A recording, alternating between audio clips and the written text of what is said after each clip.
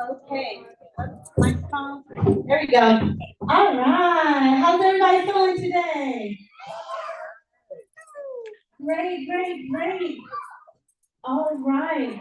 So we are here for a special day to heal the community with Mama C, Charlotte O'Neill, all the way from Tanzania.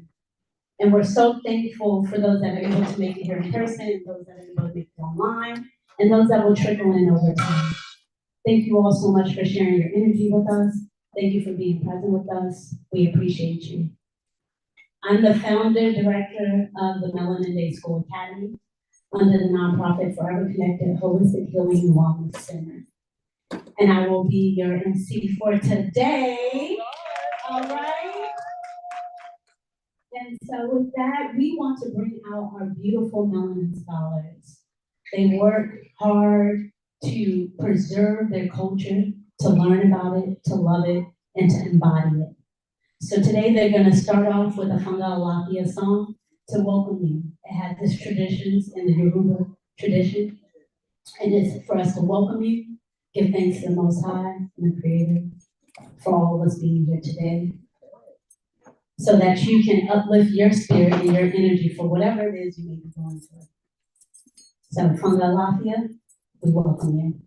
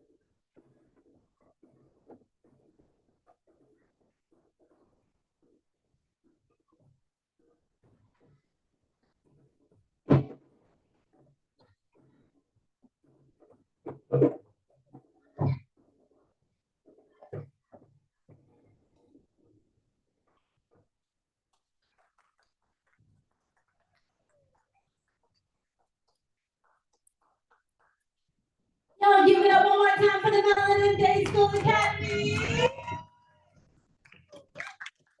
All right. All right, to all our Melanin scholars, before they go, I want to give them one more cheer. Y'all want to give them one more thing?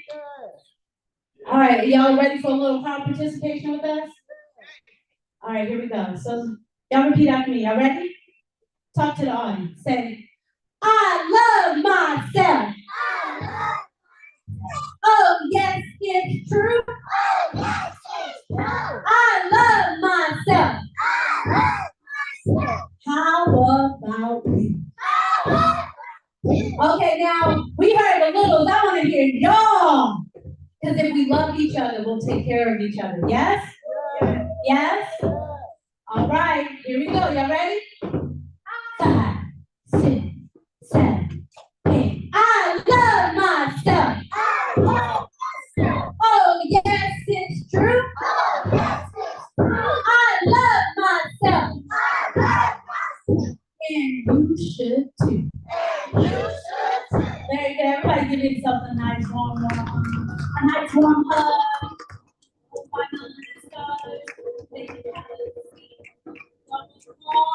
Give us a little rhythm.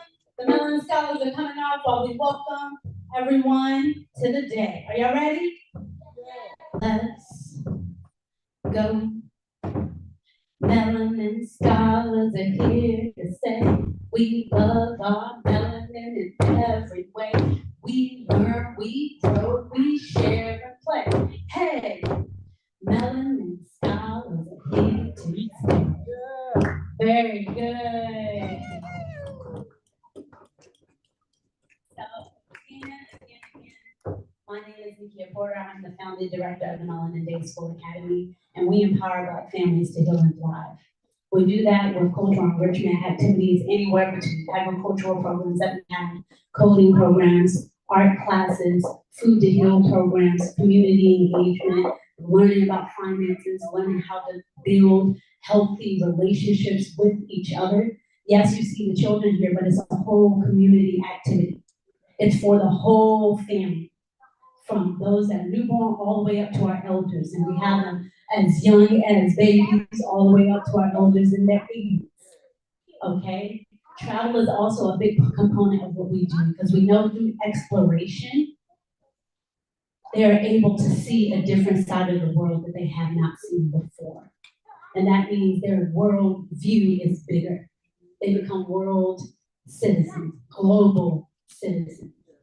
And so that's why today is so important in our connection with Mama C and bridging these bridges that have been built or burned for those of African descent, whether you identify as Black, African American, Native, Indigenous. We're all here to unite with each other. And so the Melanin Day School Academy is based here in Sacramento, 2251 Forum Road, Suite 122. We're currently in the New Beginnings Fellowship Church, and we're so thankful for having you to host us today. Y'all give it up for New Beginnings Fellowship Church.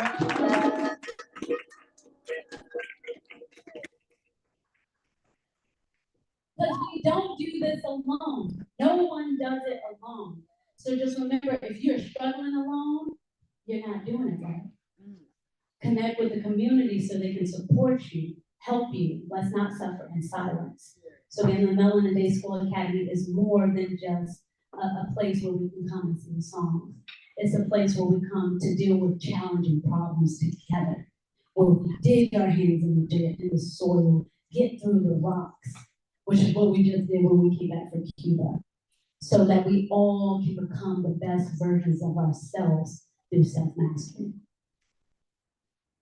So with that, I would love to be able to pay wonderful respects to our ancestors and those that we've lost, because I know that many of us have lost so many during this time.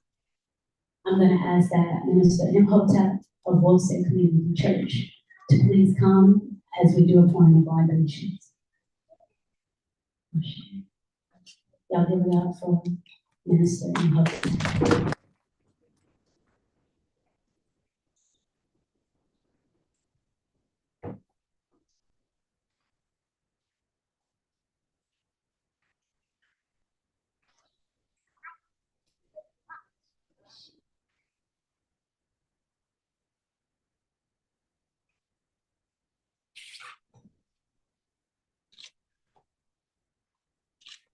Greetings, how good and how pleasant it is for all of our people to come together, welcoming our sister forward from the continent, Mama C.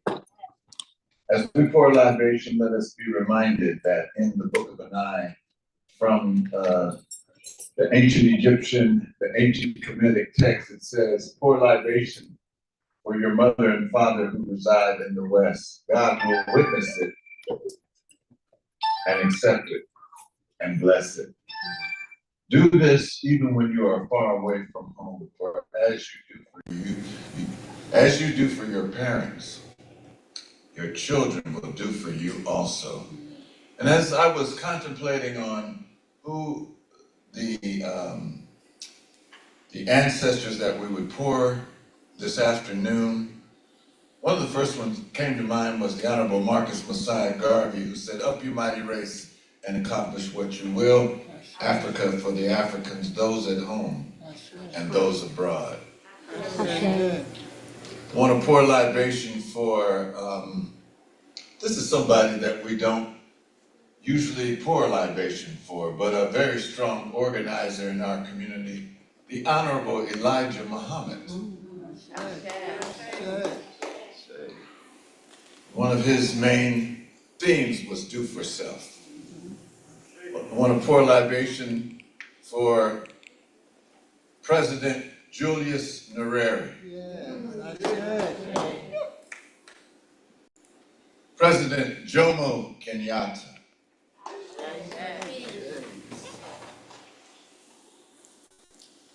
Nat Turner.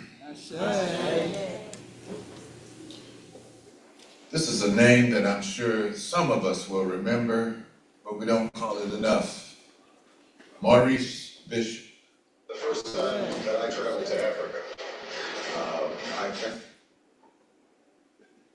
the first time. And as we pour libations, we're pouring libations for those that have gone on, those that are here now, and those that are yet to come. It's a continuation. There's no separation. And as we invite the spirit of Nat Turner, Denmark Vesey, Gabriel Prosser, Sam Pennell, and now I'm going to open it up for you to call on an ancestor as we welcome those that have gone on. Sterling Hill, Teresa Calzada Garrett, Alma, really departed, Ika Weber Bunting, Grace Fordley, Cynthia Flex. Let's pause right there. The Melanin Day School, the first time I heard about melanin was from Francis Cress Welsing and another great scholar, Dr. Richard King. The first time.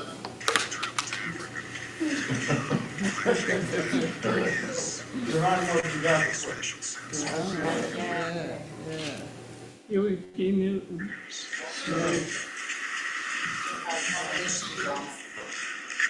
Sekou Odinga. Alhaj Malik Shabazz. DC. Ahmad Sekou Touré. Kwame.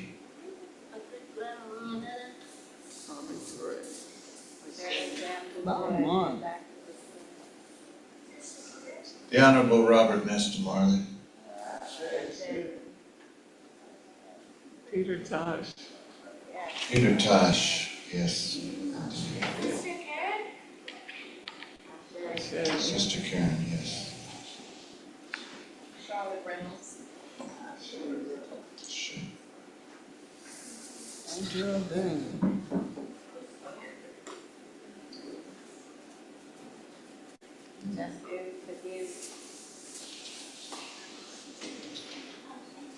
Robert Lee Hill, my great uncle. elevator, find a new hammer. Yeah. That's it. My grandpa Ronnie boy never got me.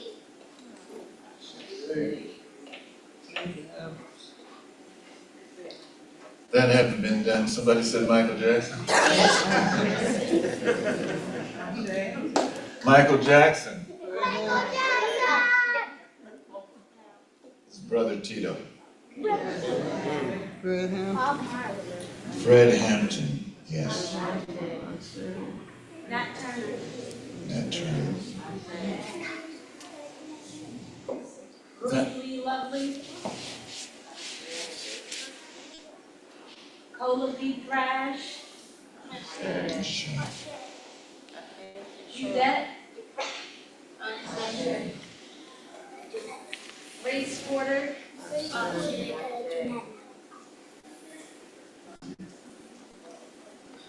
That having been done, we'll conclude with three Ashes. Ashe, Ashe, Ashe, Ashe. Thank you. Thank you, Minister Imhotep. Now, if everyone would, for me, just a moment, close your eyes, taking a nice, deep, full breath in through your nose, and then exhale through your nose as well. Whenever you feel as though your ancestors have left you and they're gone, remember through every breath you take, they're with you. So please remember to breathe in slowly and deeply through all aspects of your life, because that's the life, that's the essence we cannot all do without. With that, it's always great to give thanks to our ancestors. And so we have an amazing song. Everyone knows the Black Negro National Anthem, Lift Every Voice and Sing. So we're going to introduce the Wose Community Church's beautiful children in a collection for Lift Every Voice and Sing. All right, y'all give them a round of applause.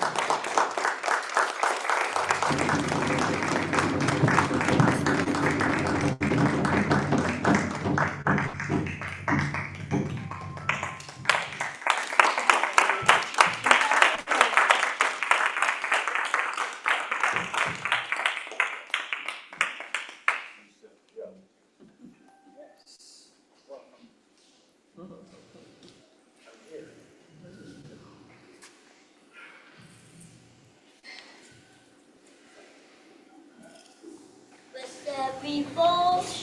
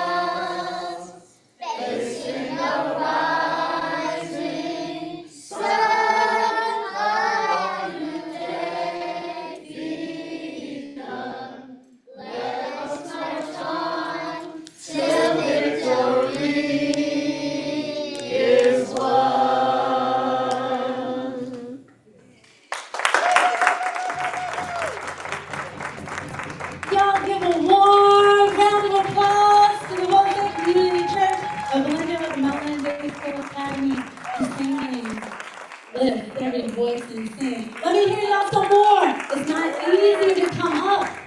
They came up. Tell them that it's important for them to continue this healing. Share this song, knowing our culture.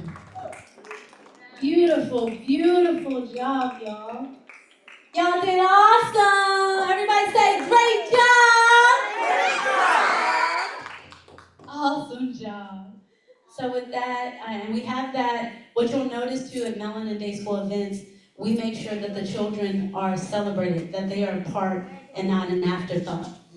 And so making sure that they're included, not only when we want them to, but because we should, right? And so thank y'all for sharing that love with them. It was so beautiful, beautiful. And with that, and bringing everybody's energy into the space, and our focus in, one heart, one mind, one sound. We're gonna bring back up the Melanin Day School Academy. I think Mama Ozzy is in. Oh, hold just a moment for Mama Ozzy when she gets back in, okay? So with that, on our program, we're gonna have the Melanin Scholars come back up and share a performance with you all today. And so the Melanin Scholars, just to give you all a little bit of history, during 2020, October 2020, the Melanin Day School was founded in the height of the pandemic. When everyone was saying, stay away from each other, don't meet each other, we came together in person, fed each other life-giving raw foods, fresh juices, fresh fruits. Well, others was like, just give them little snacks. I said, no, we have to give them power foods. So then we build up strong immune systems to be able to be with each other because we are a social people. So instead of hiding, we took the work to build up strong immunity collectively. And since that day, we've been able to operate for 4 years after, expanding and staying here in this space because Black Wall Street, the African marketplace, needs the community here, needs the children here to heal and thrive for the families. So with that, Mama Azia, we are ready. We're gonna introduce, yes we are!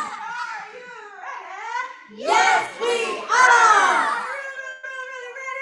Yes we are!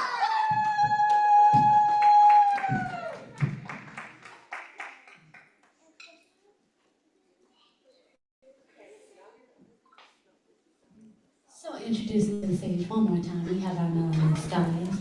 And y'all might say, oh, y'all see some? We have lots of Melanin Scholars, over 30 participants, young and old, that participate. So sometimes all of them can show up and sometimes we have a smaller group, but just know, we got a lot of families. And so we're so thankful for those families that took the time to be able to come and show up and be here with all of you today. Hopefully it will inspire you to stay engaged, stay connected with thoughtful action.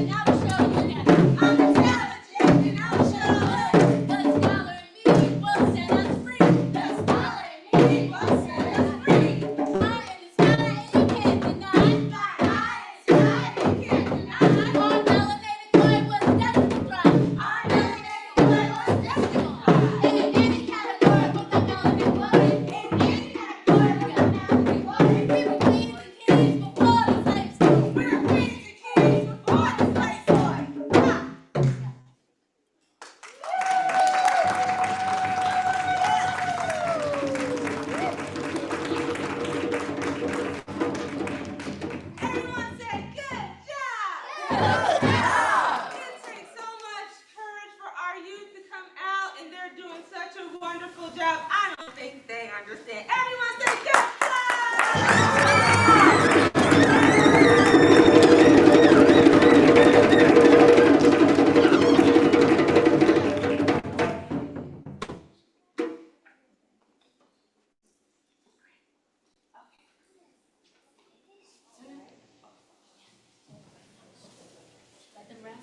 All right, y'all give it up for Melanin College again.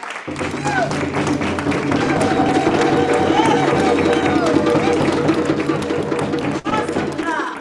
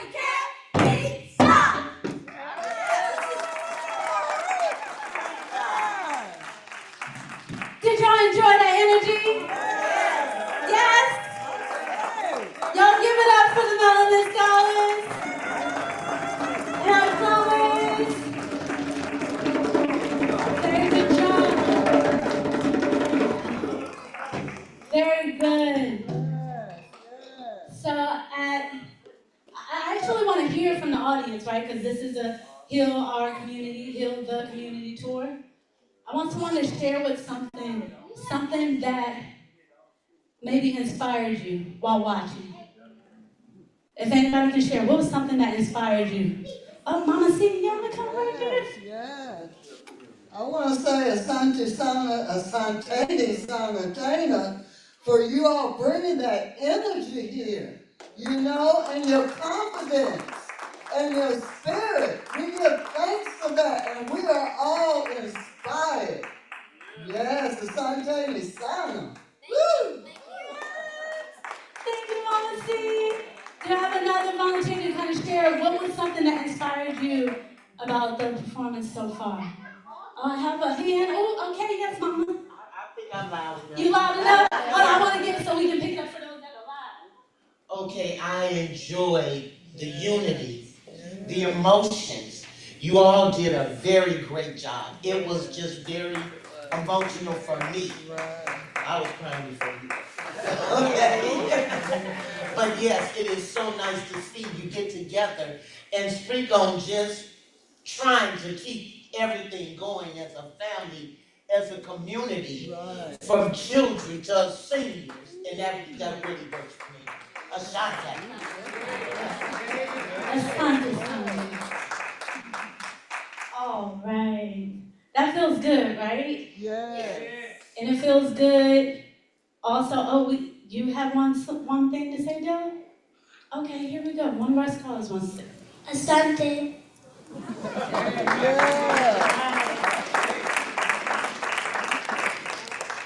Right now, we are transitioning into a portion of our program where we get to really hear why we are here today, right? How we got here. Because a lot of us know we receive messages, right? We receive visions, but not a lot of times do we act on them. Or do we tell others so that we can take the next steps to allow that vision to manifest. So I want to bring up Straight Out Scribes. Yeah. All right. Because this is also, Mama C made it very clear, this is a poetry and book signing as well. As you can see, we intertwine. We're very diverse people from all over the world, entertaining, edutaining, educating while we're entertaining, learning our cultural dances and practices to preserve them, singing the songs, doing the dances, reading the stories, telling the stories, which, by the way, that initial dance that Mama Ozzy and I were doing is a Lamban dance.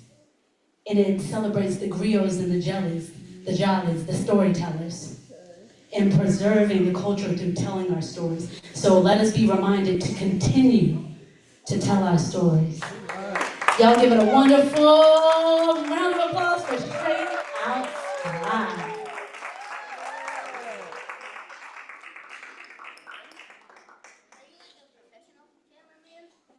One, two. Now I got it. Oh my. Somebody do something. Is that good, Mama? 1, 2. Can you hear me? We need that table clock up here too. Oh, this one? 1, 2. There we go.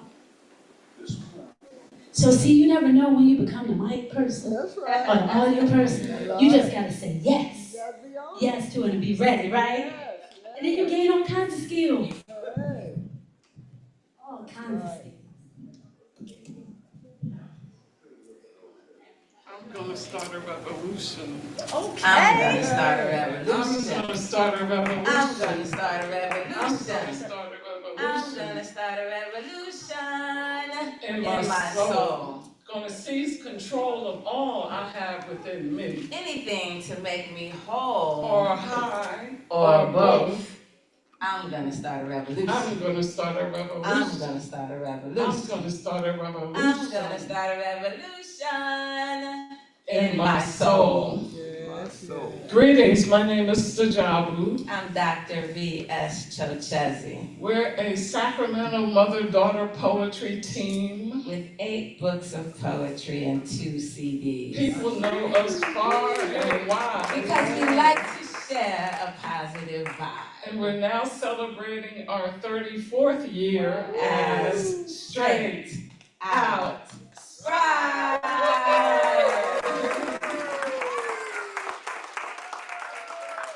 And we just gonna warm it up a little bit. I mean, y'all already got it on fire, so, we just gonna warm it up a little bit before we bring on, our main attraction here.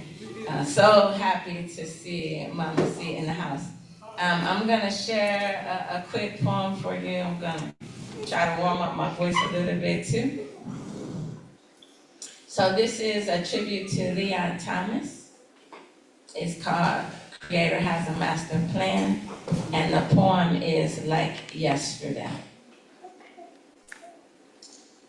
The Creator has a master plan, peace and happiness through all the land.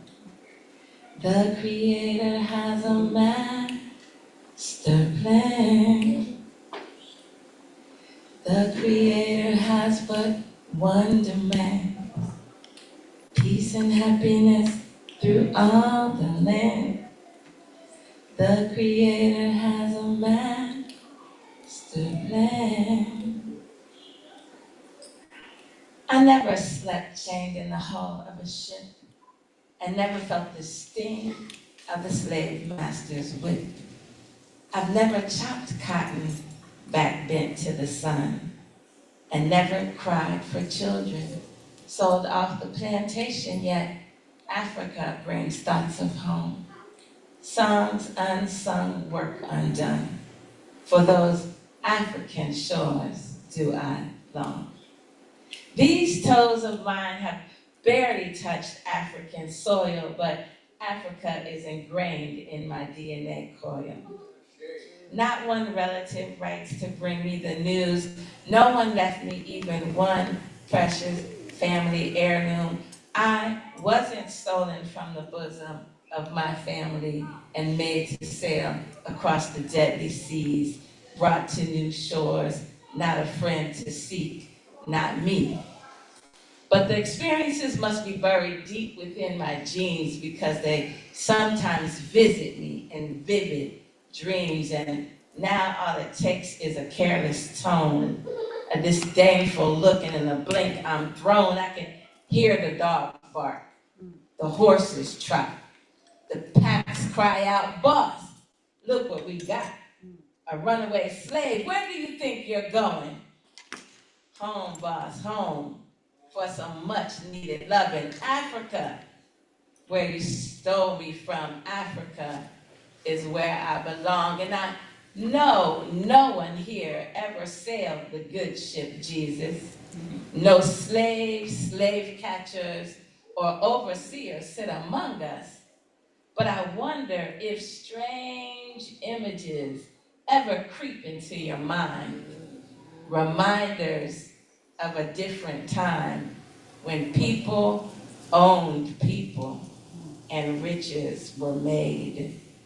America, a monument to the Middle Passage slave trade. The Creator has a master plan. Say that. Say that.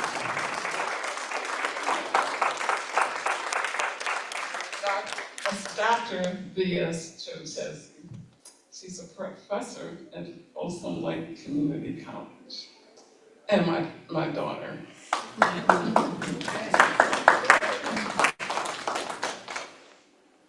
Indigo maroon, eggplant black, midnight ebony mahogany black, sepia rusty dusty black. What? Take our land back.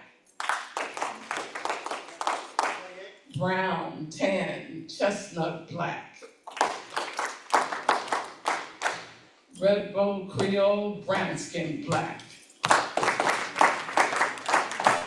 Indian, African, Chicano, Black. Take our land back. Orabelle, Sweetie Belle, Orabelle, Norabelle, Sweetie Belle, Black. Chael, Coffee, Stoddy, Black. Jenny, Prairie, Baby Girl, Black. What? Take our land back. Be aware, give her care, help, Black. Overstand, lend a hand, respect, Black. Love to be Black. You and me, Black. Take our land back. Yes.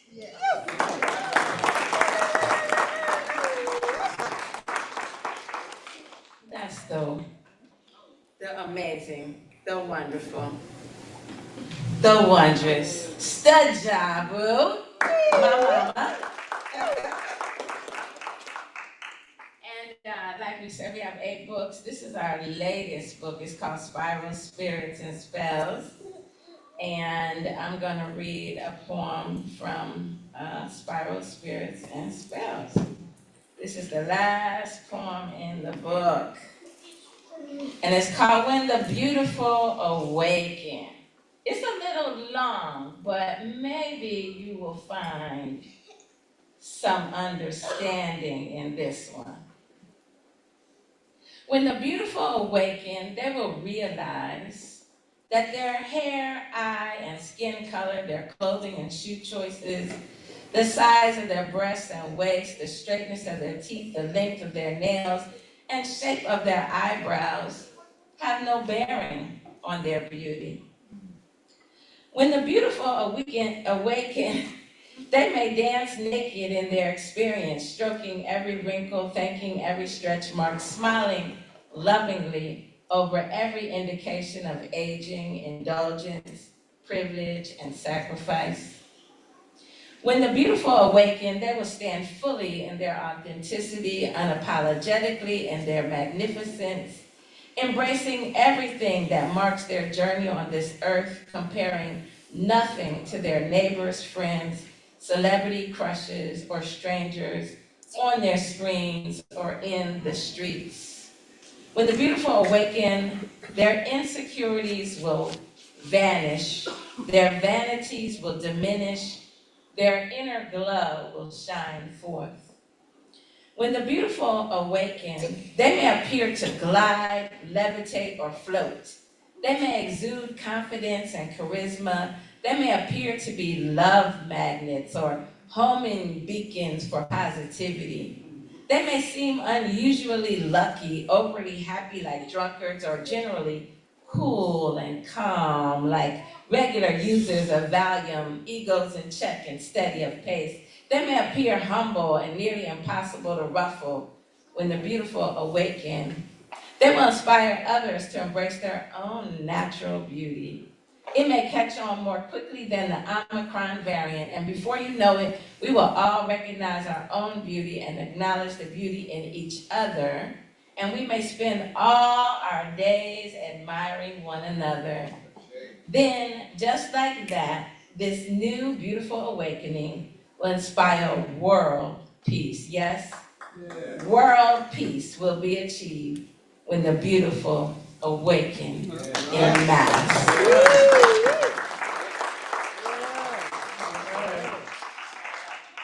And it's so good to see these beautiful children. You see how beautiful they are? They need to talk about how beautiful they are. They are so beautiful. Y'all just don't know how beautiful you are. Our day will come. You know, I don't see men wearing turbans as the enemy. I don't see men in beards and black hats as the enemy. The enemy does not wear mudcloth or kente. The enemy does not wear a purdah, hijab, or tobe. The enemy does not wear a robe, sandals, flip-flops, go barefoot, or birth babies in one-room tenement flats. The enemy does not wear a sombrero, a gele, a dashiki, or carry twice her weight on her head. The enemy does not herd sheep, pick cotton, eat beans and rice, make tamales, corn pone, or injera from scratch, or live in substandard housing. The enemy, I say the enemy, is a Southern belle falsely yelling rape. The enemy has a flat nasal Southern accent and says boy as though it has 3 syllables. The enemy is wearing a suit and tie and is the white-collar criminal wrecking crew commuting to and from their condominium in a Mercedes, BMW, Porsche, Rolls limousine, guzzling oil sucked from the veins of the earth they've claimed as their personal playground, ravaging every single acre of it they can, heedless of the environment, future generations, the young, old, poor, sick, and helpless. I see men in white hooded sheets as the enemy, and men in black and blue uniforms with silver badges carrying nightsticks as the enemy. The enemy owns mainstream newspapers, magazines, radio stations, TV stations, cable networks, governments, universities, General Foods, the stock market, World Bank, presidents, and prime ministers. The enemy does not know me, does not own me, and one day they will be cut down low. White sheep, suit and tie, ID badge, and all.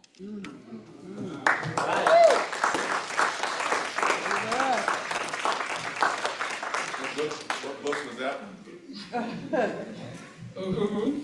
He's asking what book it's from. Oh, this is from Spirals, Spirits, and Spells. Oh, the same. All right. Same book. Ooh, sa, sa, sa, sa, sa, sa. Ooh, sa sa sa sa sa sa. Ooh, sa sa sa sa sa sa. Ooh, sa sa sa sa sa. Ooh, sa sa sa sa sa sa. Ooh, sa sa sa sa sa sa. Ooh, sa sa sa sa sa sa. Ooh, sa sa sa sa sa.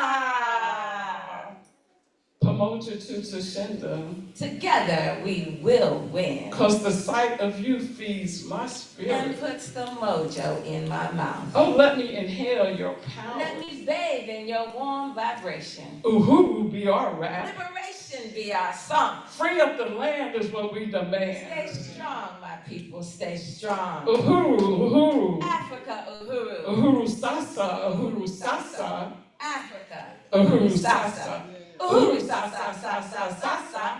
uhuru sasa sasa sasa, uhuru sasa sasa sasa, uhuru sasa sasa sa. Uhuru means freedom. Sasa means Now.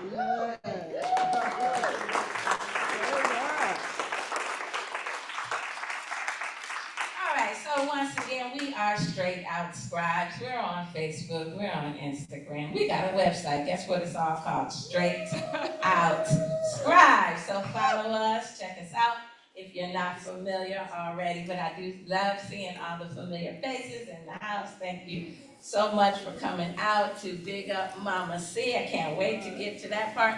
I want to share, is there something else? We will have books at some point, and some of the proceeds will go to UACC today. And anything else? I can't see the. We have a card from. Oh yes, we always, wherever we go, we take a card. We ask that people sign the card. The card is for Mumia Abu Jamal, who is a political prisoner in Philadelphia, Pennsylvania. So stop by our table later, sign the card, and we might just get ahead of it, pass it around, and ask you to sign it that way. We'll see what happens. And what were you gonna say? 41 years. He's been locked down for 41 years. That's a long time. Y'all, we got a free Mumia. Free Mumia, yes. So this is called One Thing in Common, and it's one of the few poems that my mother and I wrote together. Even when you hear us do poems together, a lot of times they're one of her poems or one of my poems, or her doing one of her poems and me doing one of my poems and us putting them together. But this is a poem that we wrote together, and it's called One Thing in Common. I thought, especially young people, but everybody could relate to this. Our Sacramento friends are Muslim, Buddhist, Jehovah's Witness, Jewish, Baptist, Catholic, Methodist, and Seventh-day Adventist. We have friends who are Marxist, anarchist, atheist, communist, Rasta Green, Democrat, Peace and Freedom, Republican, Independent, Libertarian, and Humanitarian. We have friends who are revolutionaries, visionaries, missionaries, dignitaries, but the one thing our Sacramento friends all have in common is they love to eat. The Sacramento Smorgasbord offers a world of opportunities, so many tasty types of cuisine, fresh fruits and vegetables galore, and just about every grocery store. The farmers markets will catch your eye with exotic produce you can't pass by. We have friends who are artists, poets, dancers, singers, actors, writers, and romancers, professors, storytellers, comedians, musicians, beauticians, nurses, doctors, and some who teach. But one thing our Sacramento friends all have in common is they love to what? Eat. We have friends from Liberia, Ethiopia, Nigeria, Jamaica, Philadelphia, New Jersey, and New York. Some don't eat pork, some don't eat meat, and some always want to eat something sweet. Sacramento restaurants specialize in Ethiopian, Jamaican, Greek, sushi, soul food, vegetarian, Middle East, smoothies, and Romanian. There is Chinese, Vietnamese, Mexican, and Thai, seafood, French salads and pies, specialty pizza, tapas, dim sum, and more. They'll even whip it together and bring it right to your door. There are upscale, down-home, organic eateries, greasy spoons, and fast food places all around. That's one special thing about this town. For great friends and great food, Sacramento can't be beat because one thing we all have in common is we all love to eat. All right, y'all. Alright, that was fun to do, and that's in Spiral Spirits as well. Okay, so this might be my last piece, and I'd like to give thanks. I always give thanks for the people who come to hear anything that's positive for the community, and give thanks for our ancestors, our elders, our children, and all the people who put this program on today. And give thanks for Mama C coming safely to us once again. Always a pleasure, Mama C. And this is thanks for the music. I've written a lot of thank you poems. Excuse me. Thank you, Creator, for your master plan, and Pharaoh Saunders, Leon Thomas, Sarah Vaughan, Ruth Brown, James Brown, Motown, and the Philly Sound. With the Delphonics, did not blow your mind this time, all over the place. Thank you for the Temptations, Nat King Cole, Natalie Cole, Cole Porter, John Coltrane, the Four Tops, Rhythm and Blues, B.B. King, Bobby Blue Bland, Blue Magic, Harold Melvin and the Blue Notes, Blueberry Hill, Fats Domino, King Pleasure, Moody's Moon, Patti LaBelle, Phoebe Snow, Ella Fitzgerald, Carmen McRae, D.C. Ray, Ray Charles, The Impressions, OJ's, Funkadelics, the Funkadelics, okay. The Miracles, Bootsy, okay, Bootsy. Bootsy is still influencing people. You know Silk Sonic was influenced by Bootsy. Okay. Music has inspired me, like Malcolm, who was rhythmic and full of magic of music as he spoke in lyrical tones. You listen to some of his speeches, he has a deep bass voice, and he was very much into music as a young man. He spoke in lyrical tones full of bass, and Marley and Tosh with their conscious lyrics sending my head in a dread direction. Give thanks and praises to the Most High for Miles Davis, Grover Washington, George Benson, Jesse Belvin, Donny Hathaway, Roberta Flack, Positive, Frankie Beverly, we miss you. Dinah Washington, we miss you. Billie Holiday, Minnie Riperton, Tammy Terrell, and Marvin Gaye. Nick Ashford, we miss you. And for all the inspiration you sent our way, we take this opportunity to say, Asante Sana, Shukran, muchas gracias, merci, and thank you, thank you, thank you so very much for the music.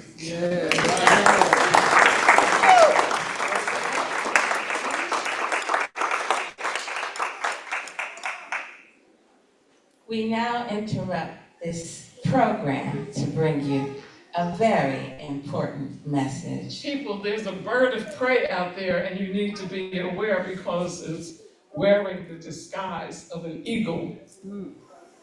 There's a bird of prey out there, and you need to beware because it's masquerading as an eagle. Check it. Yeah, I'm telling you. There's a bird of prey out there perpetrating evil, and it's killing people on Osage Avenue, Waco, Texas, and Grenada, Panama, Libya, Iraq, around the corner of the street, in laboratories, penitentiaries, ghettos, barrios, and banking stands, and its only natural enemy is, its only natural enemy is, its only natural enemy is intelligence. Thank you.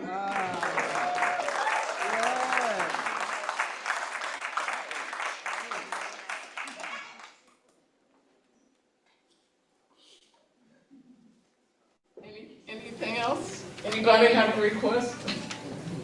Any questions? Two more. Somebody said move. Move. Y'all better wake up. Move. You better wake up, No, sit I up, didn't and say get up. excuse me. Stand up. I said Stand up move. and wise up to the center. And I'm not trying Shut up. to be rude. Shut up and listen Just trying before they to shut get you you to up. mobilize. Shut you up so they can beat you up. Act. Beat you up so Do. they can hook Think. you up. Can't Hook you keep up to their standing, sleeping, electromagnetic, dreaming, carcinogenic, sitting in the way, modernistic, doing sadistic, nothing. Just megabyte, whining, gigabyte, complaining. Stuck in a NPIs, rut and can't BTUs, get up. typing Talking about the lies man, the system, them 24/7. people just keep Y'all doing better you open wrong. up. Open Got up you your singing, eyes and see we through the shall lies before the overcome roboticized, again. digitized, Got you hypnotized, lying in place, and lying in pain. artificialized you. Ramification taking over your You brain. better Don't wake up. stagnate. Wake Don't up, give in, sit give up, and up, get procrastinate, up. or acculturate. Stand Move. up.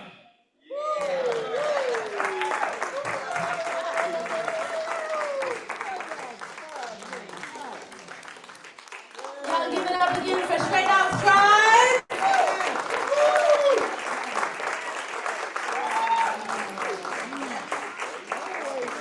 Yes. So we're gonna, before we take a 5-minute break, I want you all to just see, it's a beautiful mother and daughter union. I love seeing that. It reminds me of me and my mom. We sew together, so that energy that you all share, I just love, and it's inspiring for others that may not have that relationship. So thank you for being great models of sharing that for all of us. Okay, I'm passing it over here to this beautiful mama here. She said she wasn't gonna talk much, but you know, we up here, we doing a lot of this work, so I'm gonna just pass it on. Y'all know it's Mama Grace, Miss Grace. Y'all give it up for Miss Grace. Greetings. Thank you to Straight Out Scribes. They were acquaintances that became friends that ended up being family. So I really appreciate them. I always appreciate hearing them. You know, at one point I didn't know how good they really were until I went to an event, I believe it was at Luna's, and it was open mic, and there was probably 20 other poets ahead that I kind of suffered through. And then Straight Out Scribes got up there, and the whole vibe just shifted. And I was like, that's what they bring, a whole vibe. It's like harmony. It's like listening to a song, the way they harmonize. So I always enjoyed them. So thank you very much. I appreciate you. And it was about a year ago, actually, that Yusuf, he said that Mama C was in town. And he said, we got to meet her. And I was like, call Sanaa. So he called Sanana, she said, I'll get back to you. A couple weeks later, she hadn't got back to us. He said, call her again. We can't miss Mama C. I was like, it's 10 o'clock on a Saturday night. I'm not going, Sanana. He said, call her. You don't know when this event is going to be. So I called Sanana and I said, look, when's the thing? She said, it's tomorrow. Oh, can you get us in? She said, well, let me make a call. So she called back, she got us in, we met Mama C, and had to go to the event 30 minutes early, so we made sure we were on time. We sat outside waiting till 3 o'clock for it to start, because he wanted to make sure he saw Mama C. I said, I want you to go to Tanzania, because you've been talking about going to see Mama C for at least 10 years. So just go on and go. So we met her, and at that particular time, I had not planned on going. And he had planned his trip to Uganda and Kenya, and then he was gonna go to Tanzania. And one day he said, well, why don't you just meet me there? And I was like, what? He said, just meet me there, meet me in Tanzania. And I was like, Oh, it sounds like I didn't think about that. He said, why not? So the planning proceeded, went there, and I had heard the stories about Mama C, and but they were always talked about, you know, the Black Panther, the this, and I was like, but who is she really? And when I got there, I had listened to the video of, you know, the Panther in Africa, and you know, read all the things online. When I actually met her, and I actually was in that environment, and I saw the work that they were doing, and I was like, this is who they are. It just changed my whole perspective, and I was like, nobody is talking about the real work, how you're raising up these children, sending them out to the world, teaching them, feeding them, growing your own food, being self-sufficient. We're not talking about this. What can we learn from you? Maybe we can teach you some stuff, and maybe, you know, it can be some type of exchange. And I was like, Mama C, you got kids, we got kids. We just need you to come to Sacramento. Some kind of collaboration so we can get our kids to Tanzania. So this is the first step of many. We wanted to just welcome her, bring her into meeting our Sacramento family, our Melanin scholars. We're going to take a short pause, and then we're going to come back and be graced with her presence. In the meantime, we'll take a short break. The children are going to come up and get a quick picture with her. We're going to pause about 10 minutes. There is some water and some hot tea if you like some refreshments. We have donation tables if you like. Our CEOs back there who are trying to make their own money. Okay, I forgot. Alani is selling her vegan treats, and Masada has some cupcakes back there. We have cookies, brownies, all vegan. So help support our little CEOs. Yes. All right, thank you very much.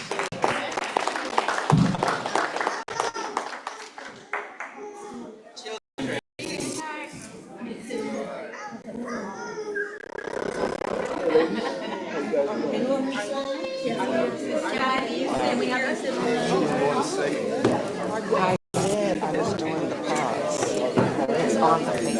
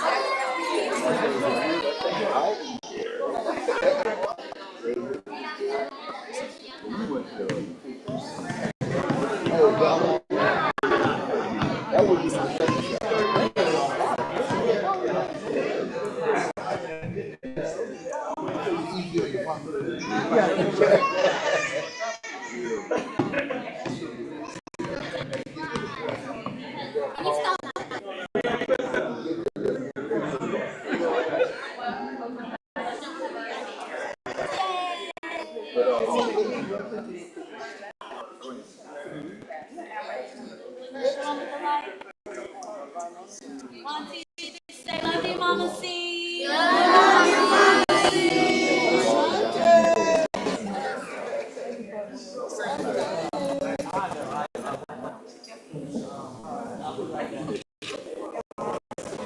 Everyone say Africa. Africa.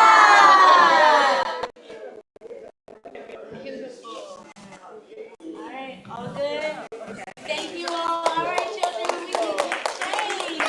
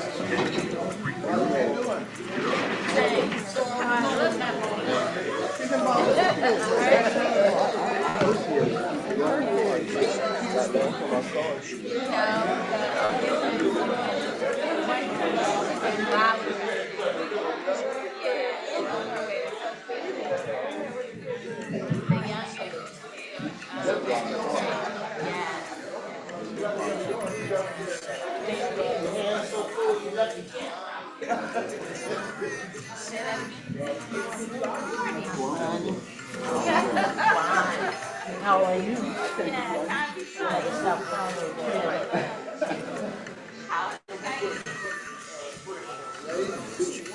Stop February 4th, it will be 50. Okay, okay. Yeah. She trying to catch that.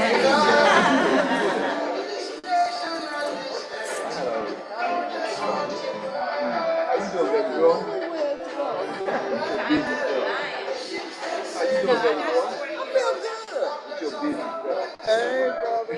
And my sister come here.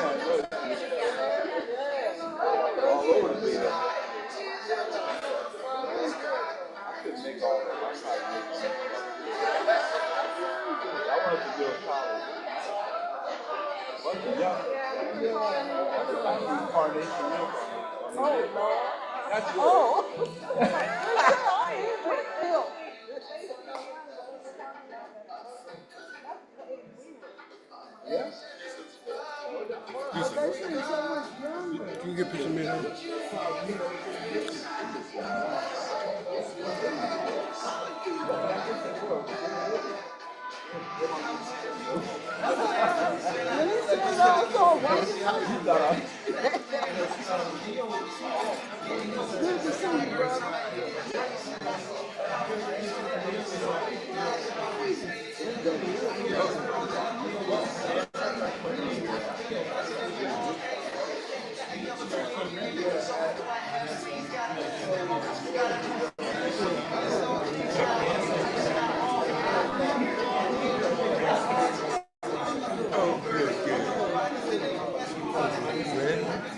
Yeah, just I can't see. It don't matter. Just there we go.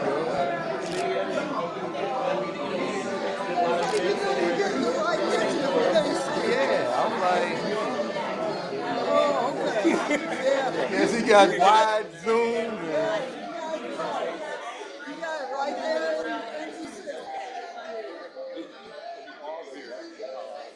God.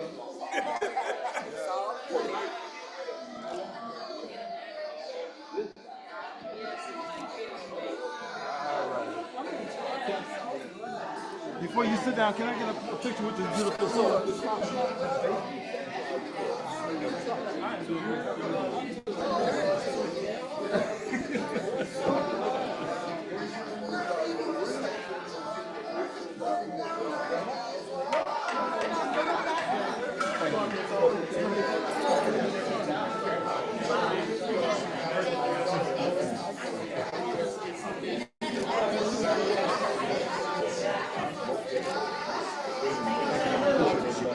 Make sure you got it. Oh, we're good. We're good. Oh, we got it. Okay. Thank you much.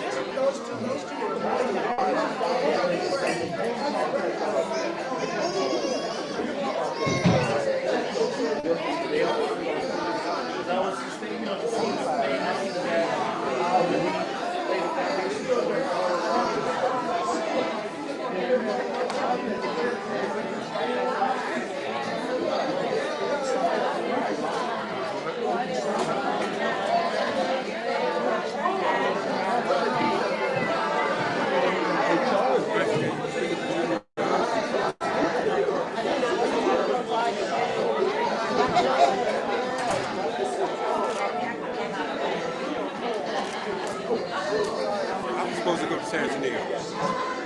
Right? Hey. Good to see you. I made it. Just whatever you have. Just don't give me the 20. Give me everything but the 20. Count and see what you want. I just need it all. Yeah. Where's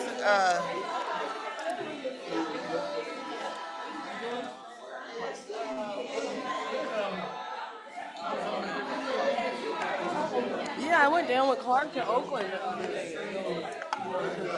And they're saying, where are they at? The center there on Oakland? Because Clark spoke the other day and BJ did while I was there. Because I didn't know they were having all that stuff. So yeah, I drove down there. I drove. I came right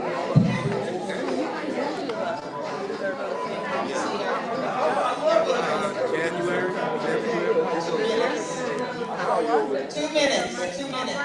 how was your church?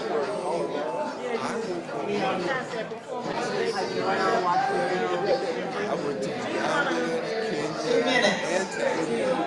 So I got a whole lot of stuff. Was it like a month long? I got to hang out with the Muslims. I hung out with the traditional brothers. Hung out with the Maasai.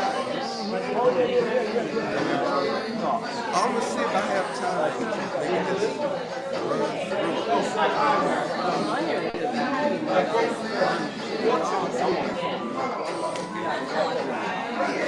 Are we ready?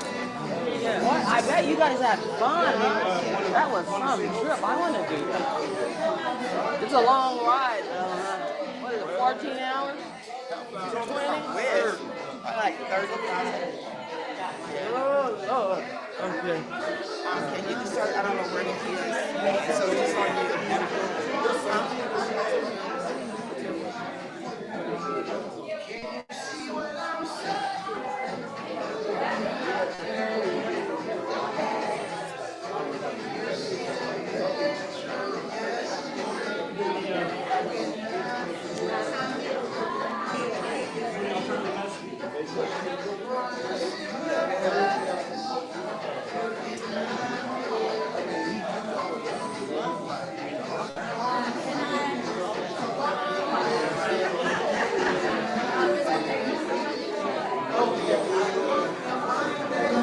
Oh, good.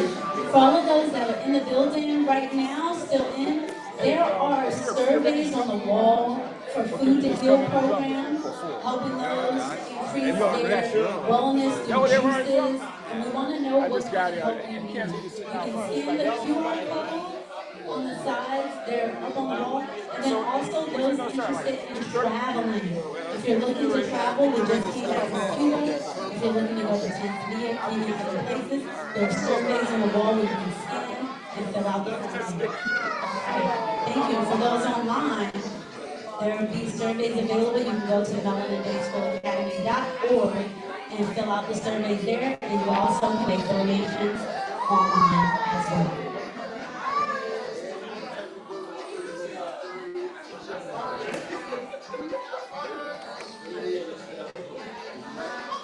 Okay, more coffee. You want coffee?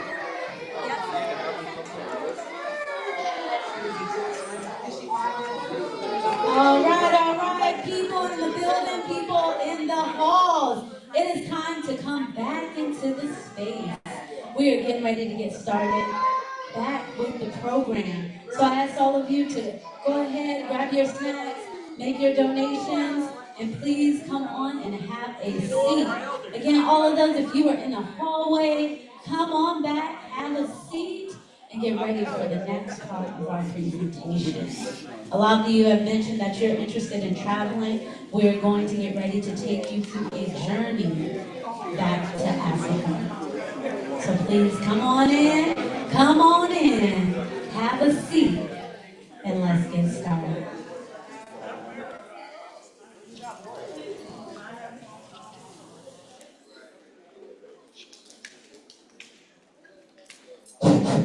Greetings, fam. Peace be unto you. How are you enjoying the program so far? Yes, we're enjoying it.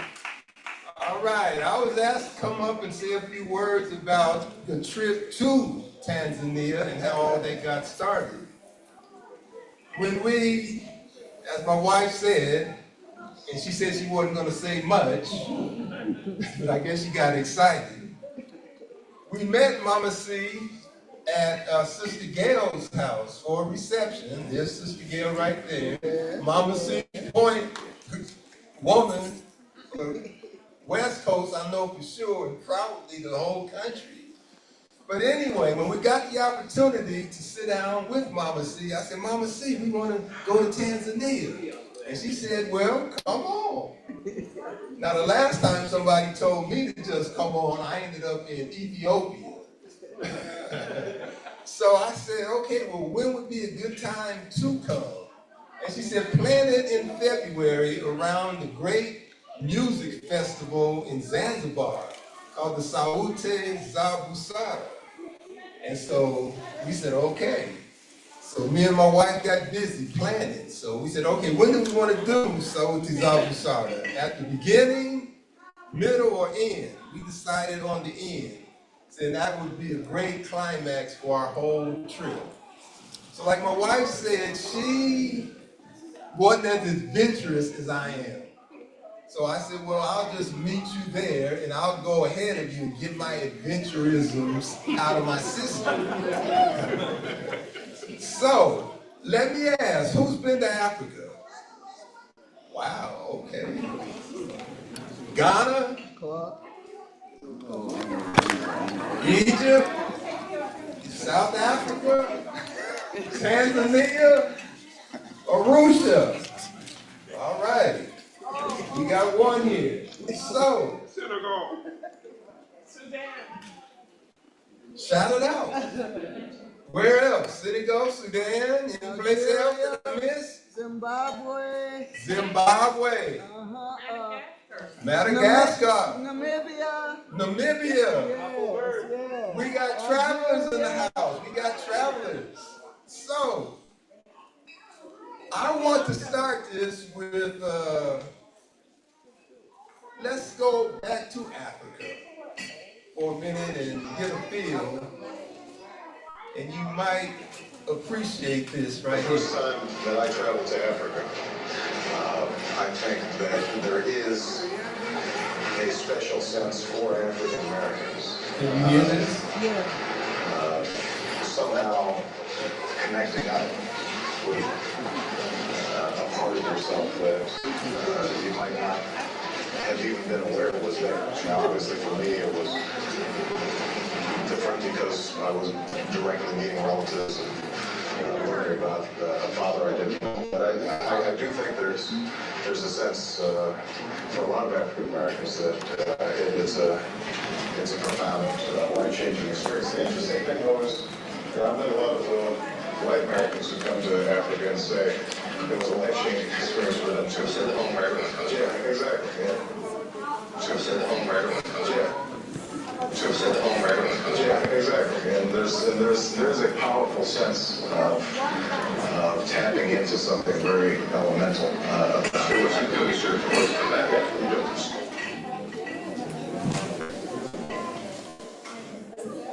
Africa, the home where everyone comes from.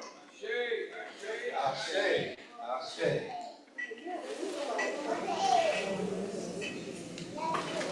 Oh, can we turn the light? Africa is a huge continent. 11.7 million square miles of land, with a population of 1 billion people. 1 billion, 33 million now. Africa is the origin of man. All human beings came from here.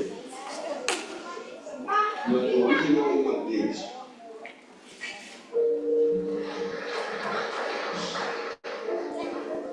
These Europeans and Chinese and all those sort of movies you see, all those are former Africans.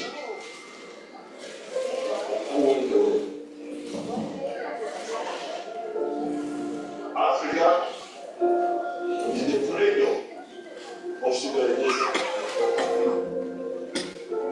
One of the first human civilizations on earth was the Egyptian civilization, and it was here with African continent.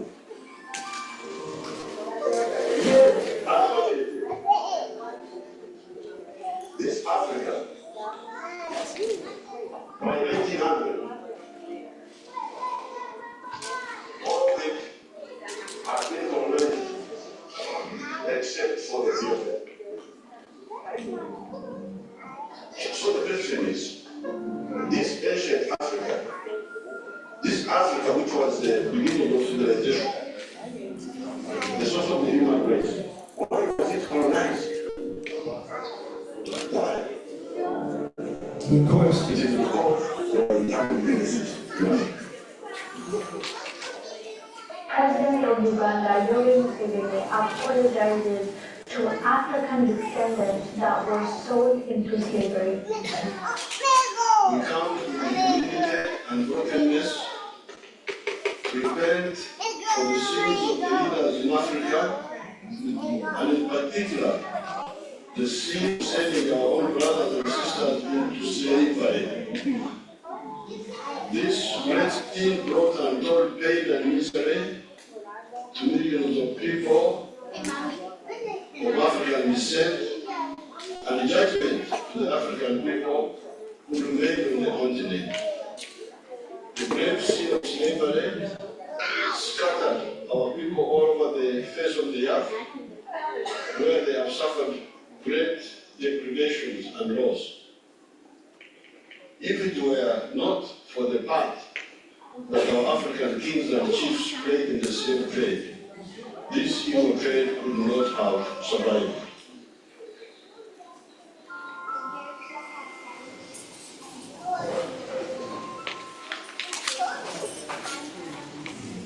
Therefore, on behalf of all the African leaders, past and present, all of them, I acknowledge the part that we played in this tragedy, and today we ask for forgiveness.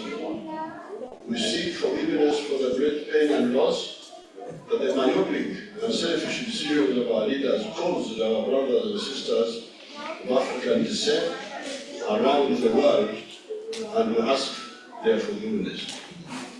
We plead the blood of Jesus to cleanse us all from this great sin and release us from the spiritual, mental, emotional, and economic bondage in the world. Today, we reopen the door to our brothers and sisters of African descent to return home to the continent of Africa, the land of their ancestry, and the spiritual land of all African people. We welcome you all with open arms as brothers and sisters, and pray that we can close the door to the dark past and work towards a better future. In Jesus' mighty name we pray. Amen. Amen. I love that link. Hey, do you accept the apology? I accept the apology. Well, in whoever's lane, whichever spirit they came from, it was a sincere apology. And so, he welcomed us home, so let's go. Now, you first gonna need a passport, all right? Then you're gonna need a visa. I got myself an East African visa, which was good for Rwanda, Uganda, and Kenya. I thought it was also good for Tanzania, but it wasn't. So I had to get a separate visa for Tanzania. So, welcome to Entebbe. My first stop was Uganda, because this is where it is believed that man began, where religion began, where civilization began. The ancient Egyptians said we come from the beginning or the source of the Nile. And the White Nile, which is the longest river in the world and in Africa, begins in Uganda in the Lake Nile Valley, today called Victoria. So I wanted to go there and touch base, just to be there, to say that I was there. And so while there, since it was a 30-hour flight getting there, I decided I would take a boat ride out to the island, the Sessi Islands, and spend 3 days just to recoup. And anyone who's arriving that wants to go to a very peaceful place to think and meditate, then this would be an ideal place for you. Now, while there, I got a chance to visit a traditional African tradition shrine. The Kibunu, well, this is just a very short clip. This is just to whet your appetite to go. You know, so so I got an opportunity to talk to the priest there. And it was inside of a cave. So this is my adventurism. Inside, we have to go inside. Would you like to begin in that area? Are we going in now? Yes, we're going in. Yes.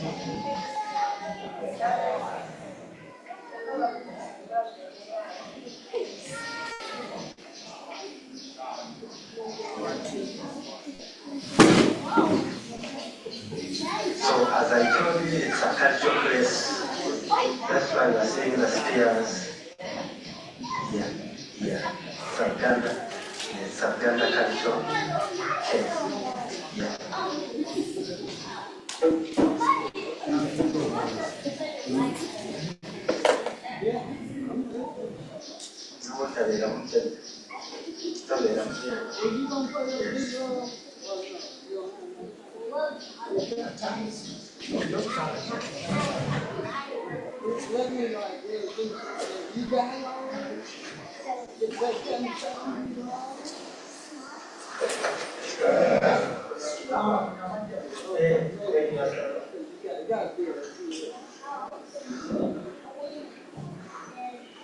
We're just gonna fast forward, we get the first time here. And I'm gonna just run you now. Uganda, the source of human beings, they need water, which is the Great Lake. This sits right on the equator. And this is the source of the Nile. This is in the city of Jinja. From there, I went on to Kenya. I went on a safari and a hot air balloon ride. And we just gonna see the last side, brothers.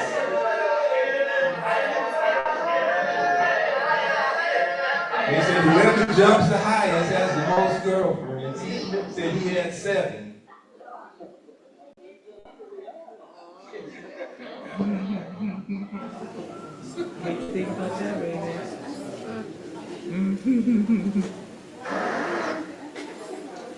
Now this is the Morning Star. We were riding and I'm like, what is this star? What is this? Is that an airplane? He said, no, that's Sirius. And so I'm like, wow. And there it is. I wish I had got a better picture, but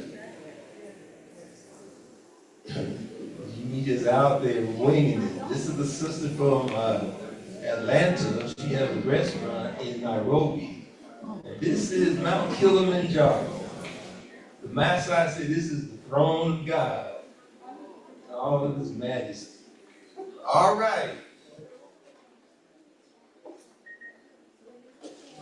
We gonna pass this. When I met up with my wife at Kilimanjaro Airport, I saw a lot of people out there with signs, working for hotels and so forth. And so I thought I would get me a sign and just hold it up and blend in with the people so that my wife would recognize it or see me.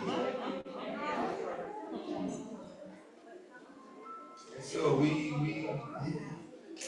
here we go. How many of you have seen the Panther Africa? All right, well, pay attention to this. This is our intro to Mama City. Lions roaming around, but it was not a Tanzania. First to possess a firearm must first get permission from their embassy. Over here, man. Now this is a crazy scenario. Young former Black Panther in exile has to go to the United States Embassy to request a license for a 12-gauge shotgun, and it was a 12-gauge shotgun in 1970 that led to my spending 32 years in Africa. Wait, should I ask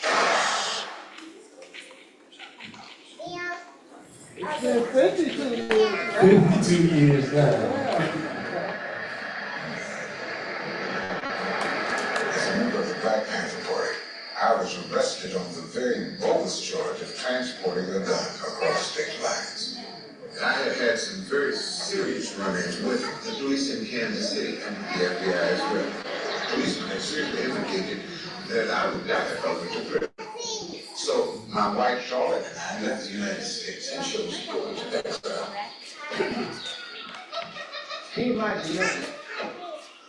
After having spent 2 years in Algeria, we came here to Arusha, Tanzania, and we've been here ever since. When I brought Charlotte out here, she was 19 years old. She'd never been away from home. And so I was 30 then. I cannot imagine that I would have been able to succeed without her. I do not have the ability to deal with details. I can't. Charlotte coordinates everything. We'd like to welcome you all to the United African American Community Center. Myself, Charlotte O'Neal, my husband, Pete O'Neal, founded the United African American Community Center in 91. But we have been doing community work for years and years in Kansas City as members of the Black Panther Party, where we fed more than 750 children every day and had free medical clinics. People think of the Black Panther Party, mostly due to the media. They think of young men with guns and berets and leather jackets, and that's true. But we were much more than that. The really good things about the Black Panther Party was the manner in which it served the community. How old is he? How old is he? If you look at what we're doing right now, you would find it difficult to distinguish the community work we were doing back in the day and the community work we're doing now. Do you know we're dealing with 19 students a day? How are you, Basha? I'm fine, right? We have someone who has ability to teach English. We teach English. If we find volunteers who have computer skills, they teach computers to our young people. Human.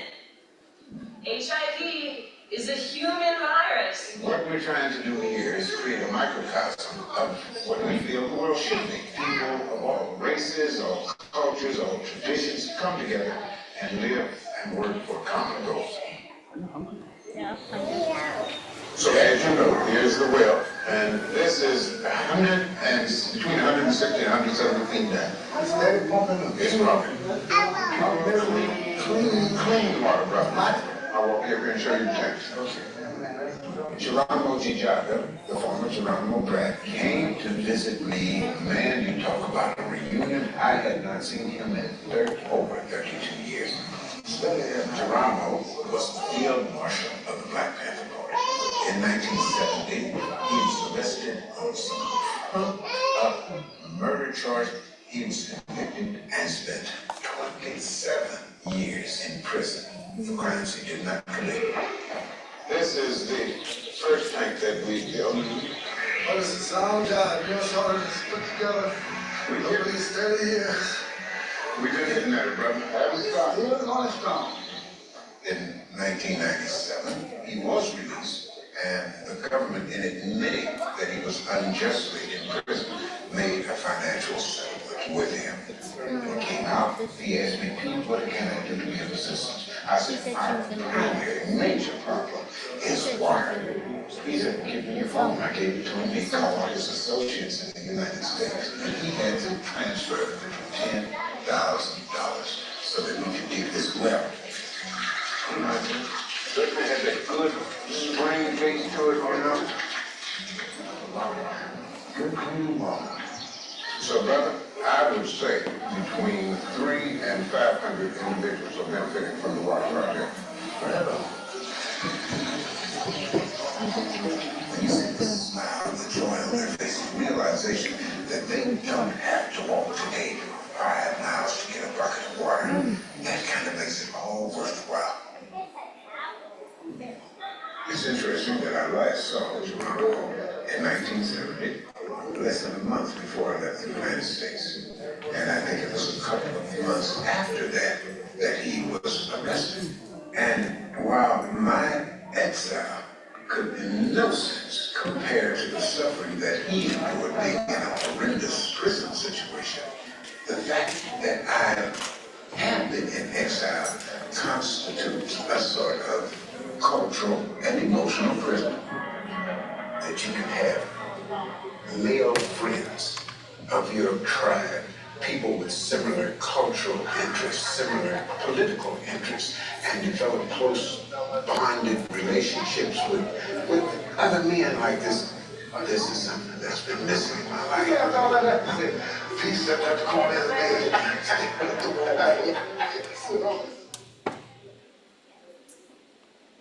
Now, Geronimo passed away when, Mama C? Yeah, it's been at least 6 years, maybe 6 more. years. No, it was 2011. Yeah. 20, I'm so bad with dates. Yeah, it's been a while, but the 6 years that he spent there, he loved it, you know. So that was a blessing that he was able to spend the last of his days right in the place that he loved, right in the foothills of Mount Meru, which is where me and Brother Pete live also, you know. That's a real blessing. Yes, yes. I hope we're going to have time for people to ask questions later. Yeah, so Yeah, again, this so would I'm- be great for you to go now. Huh? This would be great for you to start now if you're Oh, ready. yes, I'm ready. Yes, ma'am. Okay, so here we go. This is us at So let's go ahead and- UAACC. All right. Okay. Oh, this is All right. recent, huh? Yeah, this is our trip. Okay. This Yeah, was Mama you going to C? introduce me or I can Yeah, introduce Well, you? we're going to introduce, this is going to introduce Oh, you. okay. We got this I set jumped up. the gun. We got an opportunity to meet with MZP. You have to go quickly to the other one. There you go. And to be there, it is like being at a living museum. They say if the walls could speak.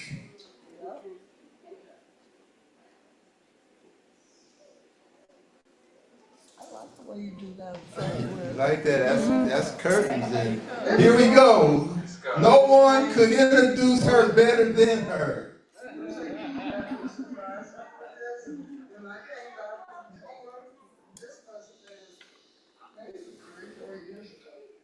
And all these plants were planted, and he had written on there Oshotuni's garden, and that's one of my Orisha Ifa names.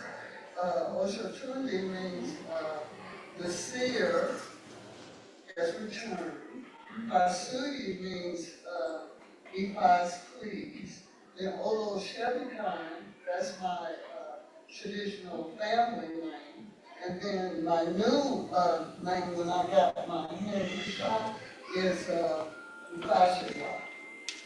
Yeah, so I have in addition to country. Yeah, that's my dad used to call it. Mama C. Yes, yes. All right, everybody, let's hear it for Mama C.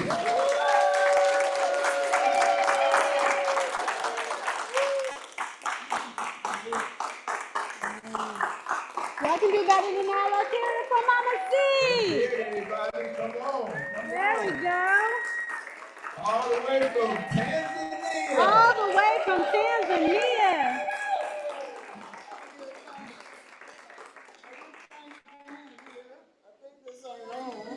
Do I have the wrong one? Oh, right. Just press. Okay.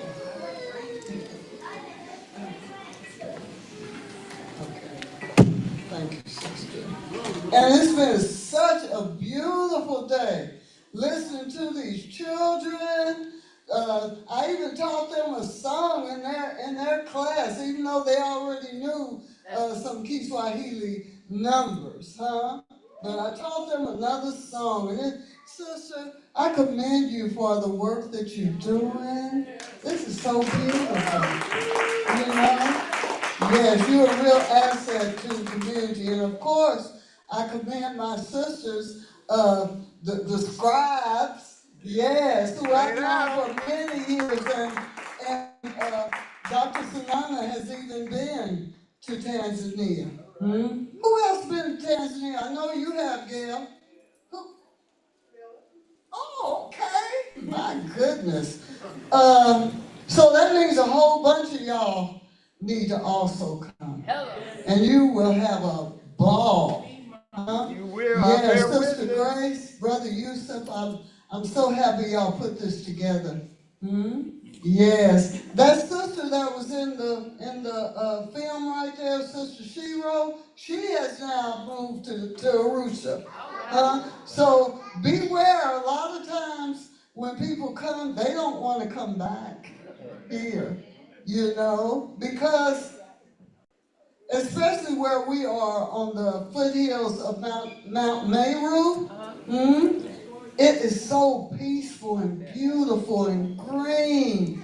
And Tanzania was just, I want to use the word elected, but that's not right, to be the third happiest country in the world.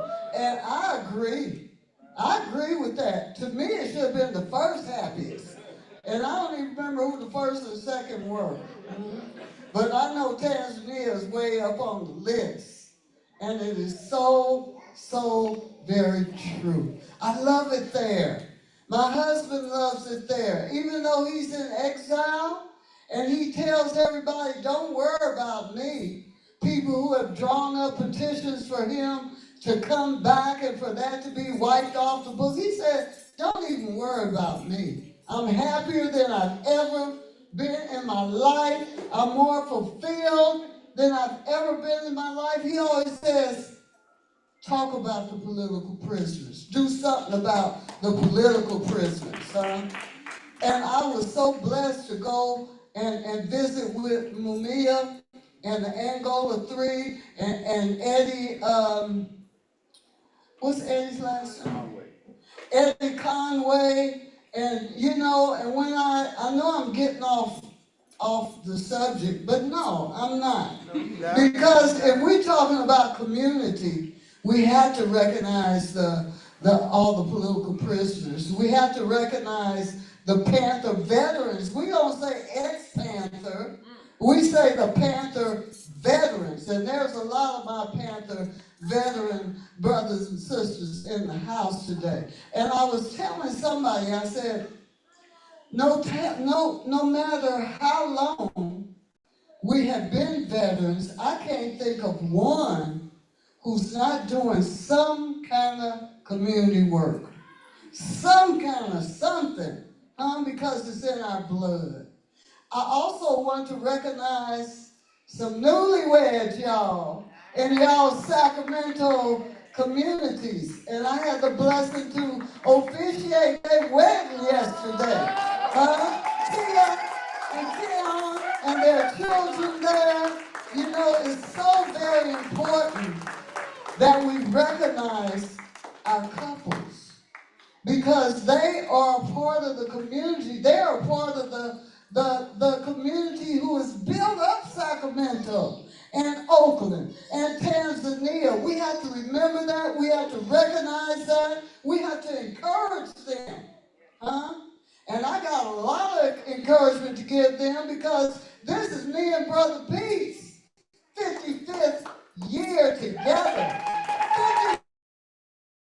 55 years, y'all. Wow. That makes me say, wow. You know, because it seems like it's been 20. You know, things have just gone by so quickly. And one of the things I was telling y'all is always find something to work on together. Recognizing your similarities and your unsimilarities, but find something to work on together. Yeah. You know, the thing that me and Brother Pete have found to work on together for all these years is community service. We're still doing community service. It's in our blood. We're marked with that after having been Panthers. So we have the United African Alliance Community Center, where I know in this A Panther in Africa, which is, that film is kind of old, So I think it's 20 years old, So things have changed since then. We have more classes, we have more buildings, we have the Leaders of Tomorrow Children's Home, of which that building burned down like a month before, not even a month, or a couple of weeks before I left. You've been there, sister, But because of the people in the global community who recognize our work, who honor our work, that house has risen up. Is that good English? To say risen up? Yes, ma'am. Rose up. We understand. It's flown like a phoenix, y'all. Like a phoenix, like an African phoenix. I know they have that in Greek mythology, but in Africa, where that story actually came from, it's real. And Brother P sent me a picture just today where they are putting up the ceiling.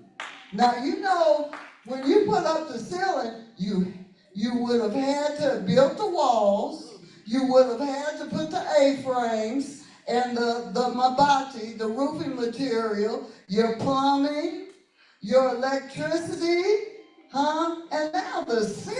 I was like, wow, this needs to be in the Guinness Book of Records. It really does. So we got to paint the walls now. And he took a picture of, he said, now this is going to be the space for your mural. He don't know it's going to be a lot of places around there for the mural, because I'm gathering up a lot of artists, and we're going to do it up. And I'm going to send y'all a picture, or video or something. No, better yet, y'all just come on. Come on. Yes, and you can see. Yes. So, in recognizing the newlyweds, I want to share a poem out of my book, Homage, and it's called Wife Pleasure. Don't y'all get nervous. I know this is a sanctuary. And love is sacred.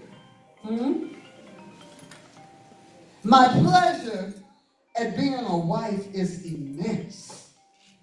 The joy of knowing that I can be myself with my mate of more than 5 decades, even when there is morning breath after a rough night, dusty paint sprayed feet after working in my art all day and terrible snoring most nights, and to know that I am still loved and honored is a delirious pleasure to me. To know that it's okay to sit in silence or laugh hysterically with my man anytime, any day, makes me feel more blessed than one can ever know. To know that we both enjoy the same sunset and sunrise, yet accepting each other's vast differences as individuals that make up the whole that is our we, makes me feel so secure and loved. To know beyond all doubt, y'all, that we remain in love even when we fuss and disagree, to still be able to look at my man and feel the heat rising in my luscious thoughts about him, gives me great pleasure, even after all these years and years and years together. What a blessing our love is. Yeah.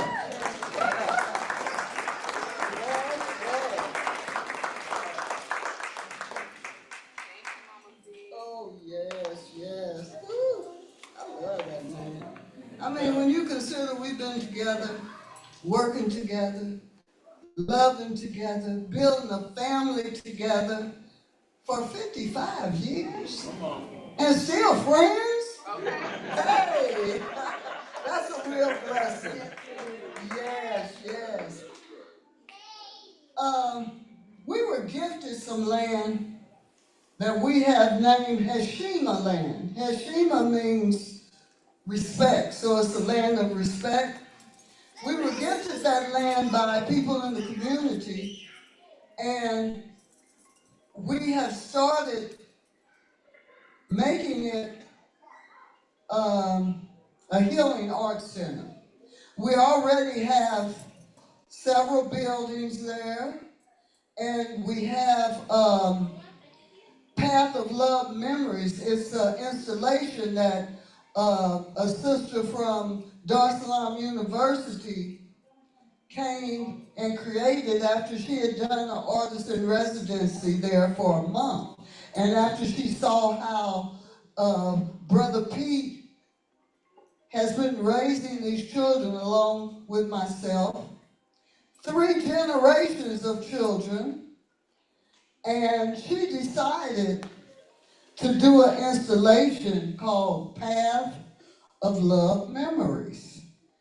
It's actually on YouTube, but the documentary is a little long, so I plan to edit it from an hour to maybe 45 minutes, so y'all will be able to see that.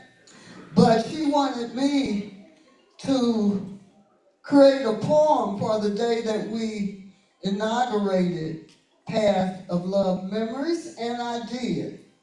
And of course, it's dedicated to Brother Pete O'Neal. You know, the fact that he can't come back, but he's always by my side. His spirit is always there. And I respect him so much, and he's my greatest inspiration. So I can't help but talk about him. And if you all have seen A Panther in Africa, you know the kind of life that he led before he became a revolutionary, before he became a Black Panther. He says it's like a born-again Christian, but he's a born-again revolutionary. So I admire that about him also, and that's one of the things that inspires me, and that people from all over the world come to hear his story and be inspired by the life he lives now. It's a blessing. So I'm going to share this one with y'all also. It's brand new, hot off the press. Why does this keep doing this? I don't want to knock it down. We're talking about love memories, y'all. Those paths in our lives that lead to possibilities of long, healthy lives, of productive lives, of skilled lives, of changed lives. And I can hear Babu reminiscing. Let me stop here and let y'all know what Babu means. That's a Kiswahili word that means grandfather. And even though I call him Mzee, which is a Kiswahili word that means an elder, I call him either Brother Pete or Mzee Pete. I would feel funny just calling him Pete, because he is my elder. I hear Babu reminiscing, speaking of lives of redemption and courage and pain and healing and ultimately of joy. It's the fact that joining the historic Black Panther Party many decades ago in Kansas City left a blessed and indelible mark on the young Brother Pete O'Neal's soul. Like a sharp razor cut that raised the flesh up like a swollen keloid, full of not pus, but conviction. A conviction, a determination to walk in the footsteps of exalted freedom fighters and ancient ancestors who believed in the traditional African ways of building community through mentoring, service, and Ubuntu. Who could have imagined that young, straight-backed young man shouting out and living fully the concept of all power to the people would decades later fly across turbulent waters, land in an Embasani village between Africa's majestic Mount Meru and Kilimanjaro to give birth to both UAACC and the leaders of Tomorrow Children's Zone. They say men can't give birth, but this man surely did.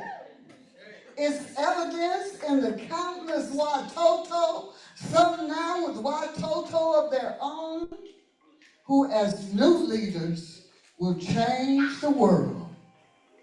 It is because of his example, his determination to never give up, changing lives and elevating youth, that there will forever be those among us who will mark the world with their own power-filled footsteps as they trod up paths of love memories. This is a salute to Babu, now gray-haired and big back, Brother Pete O'Neill, the Negro of Embasani. And I will always see the image of him pulling and pushing and guiding the young ones in his charge.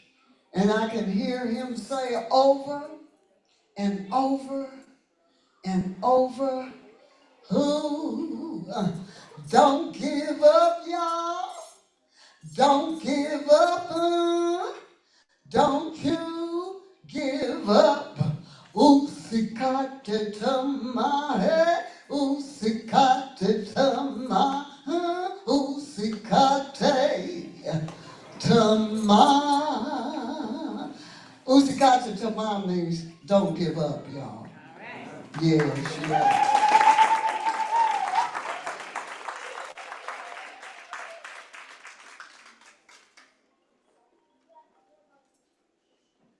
Well, that song always, it gets to me.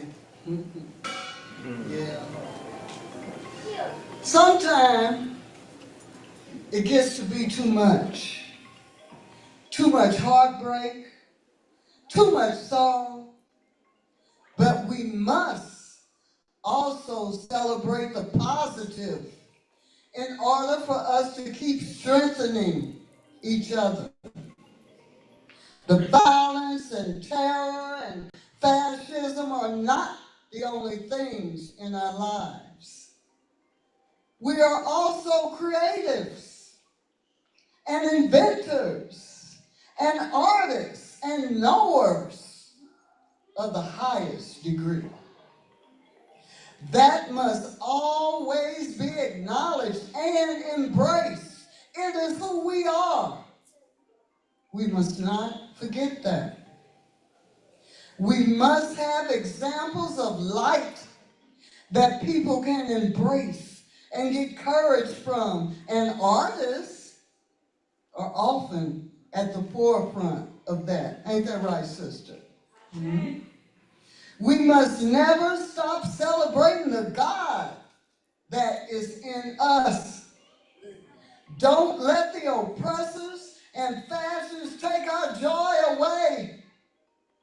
They want to keep us in despair, knowing that defeats and depletes our spirit to fight against their evils. Even in the midst of fighting back, we must experience joy. It is what charges our collective batteries. Never, ever let them take your joy away. Now this one we're going to sing together, okay? Even that is resistance. Experiencing joy, even that is resistance. Y'all remember that? We are the knowers. We're the dreamers. And we are the sowers, indigo children, the teachers and the preachers. And we are the chosen. We are the artists. And we are the seekers, and we walk the way of a new world. Now here's where y'all gonna sing with me, okay? Just a minute. I can't sing. Well, that's all right. You can speak it out, can't you? Huh? That's all right if you can't sing, but I bet you can. Yeah. Just a second. Now I'm gonna sing it first, and then y'all gonna, and y'all be thinking of some questions too. Cause I tell you, I'll be up here, and y'all have to tell me, Mama, see, it's time to go home. That's all right. All right. Now this is how it's gonna be.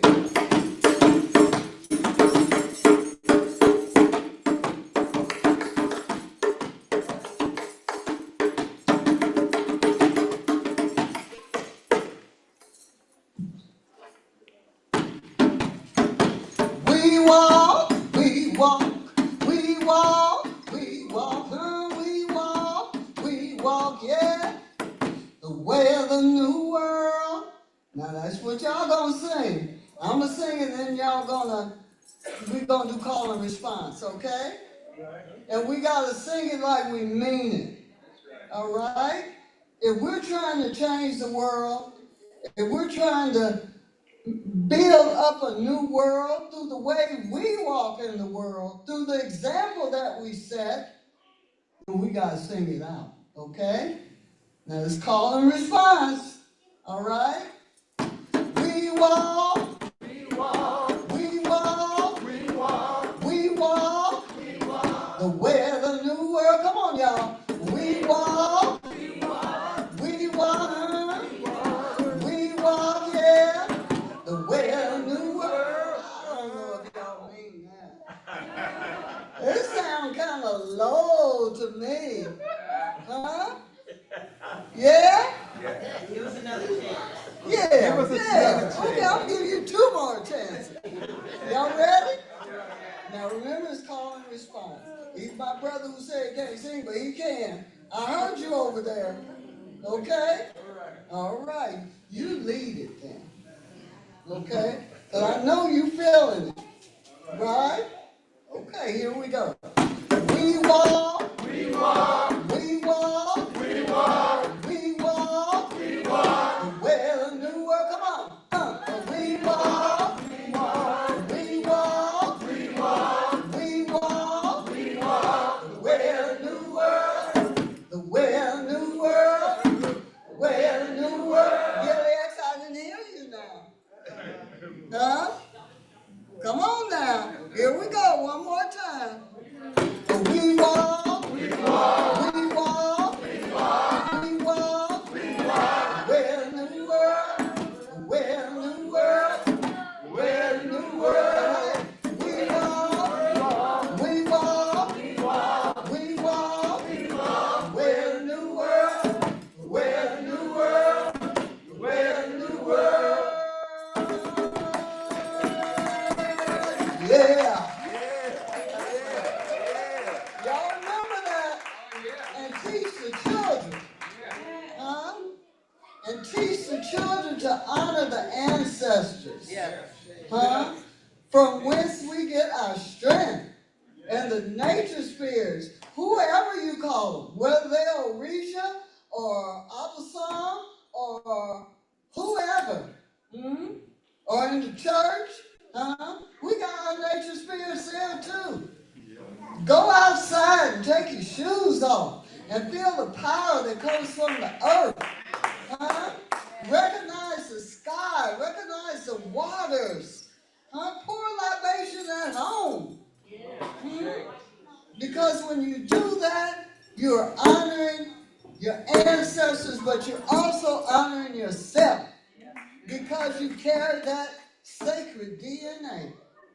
Teach the children, y'all. How much time we got, brother? I want to pace myself. No. How much time she got?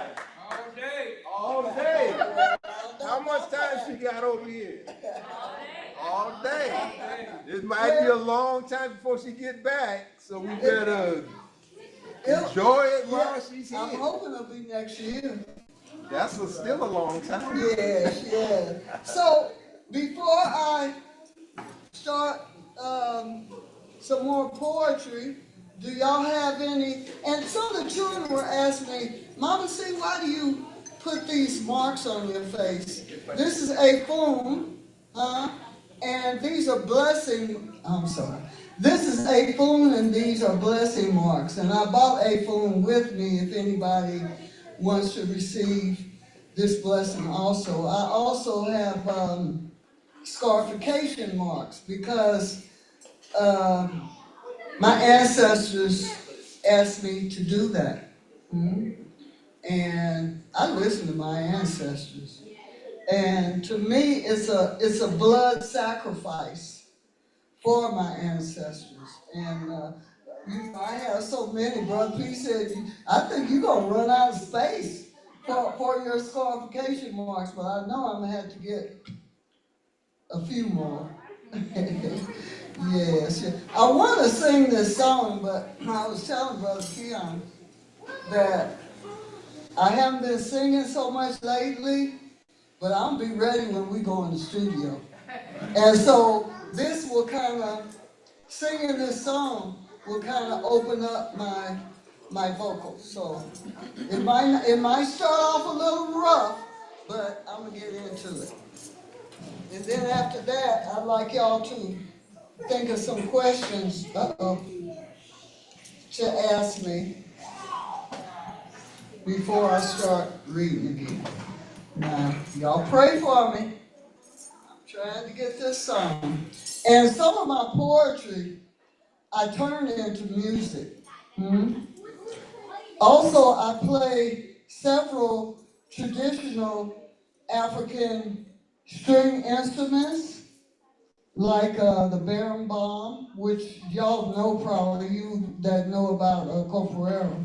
It actually comes from Angola, and there's one that comes from South Africa. Also, I play Kamala Ngoni, which comes from Mali. It's a 12-string instrument. I have 3 of those.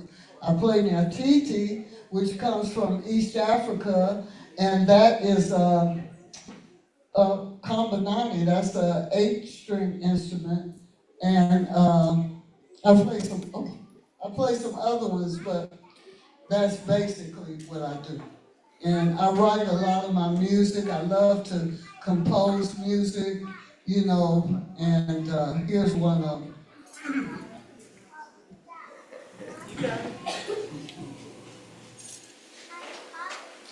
There ain't too much I have not done in my lifetime.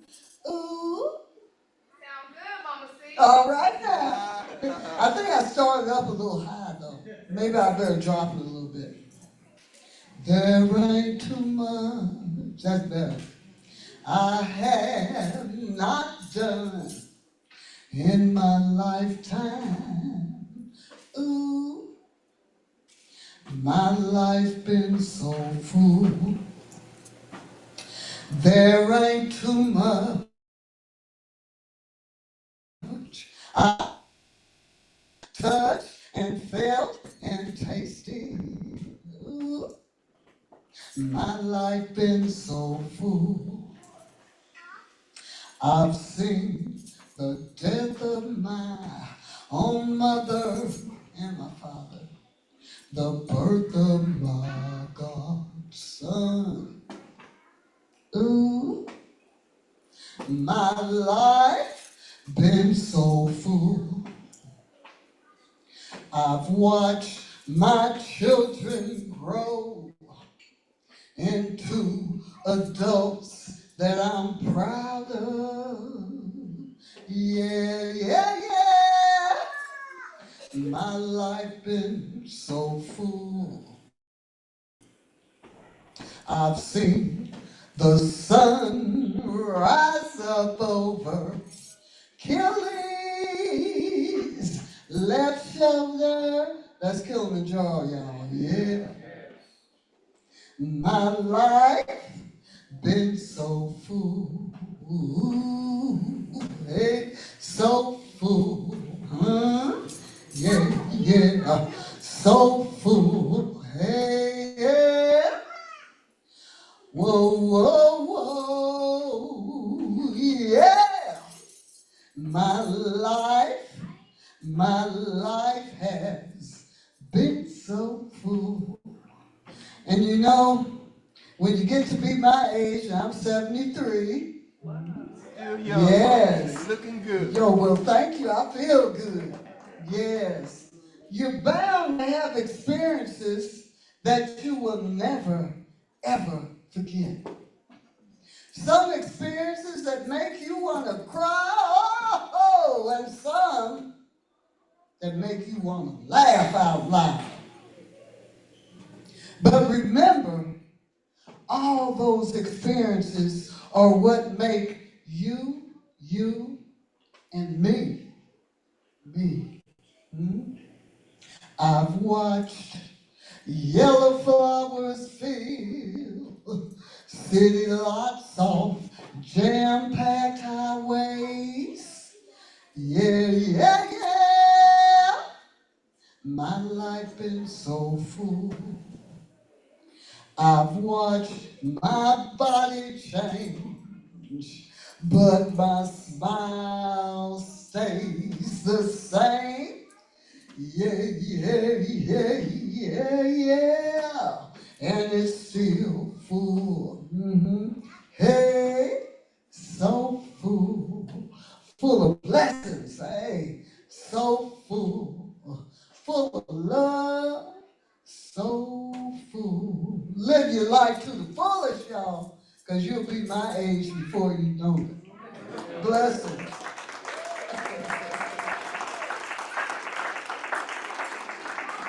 Who got a question? Now, we don't do shy up in here. Yes, my brother. You want a mic? No. Okay. So you've been in Tanzania for a number of years. Have you learned Kiswahili? Yes. Yes. So you can converse with the people there. I can. Yes, brother. We've been there since 1972. So my Kiswahili is probably almost as good as my English, and I don't speak like what's that dictionary? The Queen's English or King's English or something. But yeah, now get Kiswahili, brother. Hakuna shida. Okay, aya, brother. Nashukuru sana mzee Hotep. Yes, yes. Is anybody here from? Yes, my son. Are you from Tanzania? No. Okay. My family's from Tanzania, but I wanted to know what made you move to Tanzania. Say it again. Why we moved to Tanzania? Well, when we went into exile, our first place to go was Algeria. Because exile means if Brother Pete come back, he going to prison.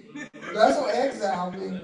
But interestingly enough, we thought that we would just be gone 2 years and would come back. But it was 20 years before I came back, and he still is not able to because there's no statute of limitations. But like I said before, he is cool.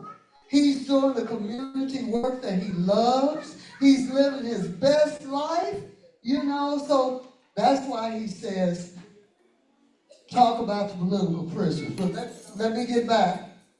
So we lived in Algeria, which was the international section of the Black Panther Party, for 2 years. That's where our firstborn was born, Malcolm X O'Neal, up in the mountains in Medea in a Chinese hospital. Yes, and I wasn't speaking any Chinese, but it was all good. And that is where people freedom fighters from all over the world were stationed there.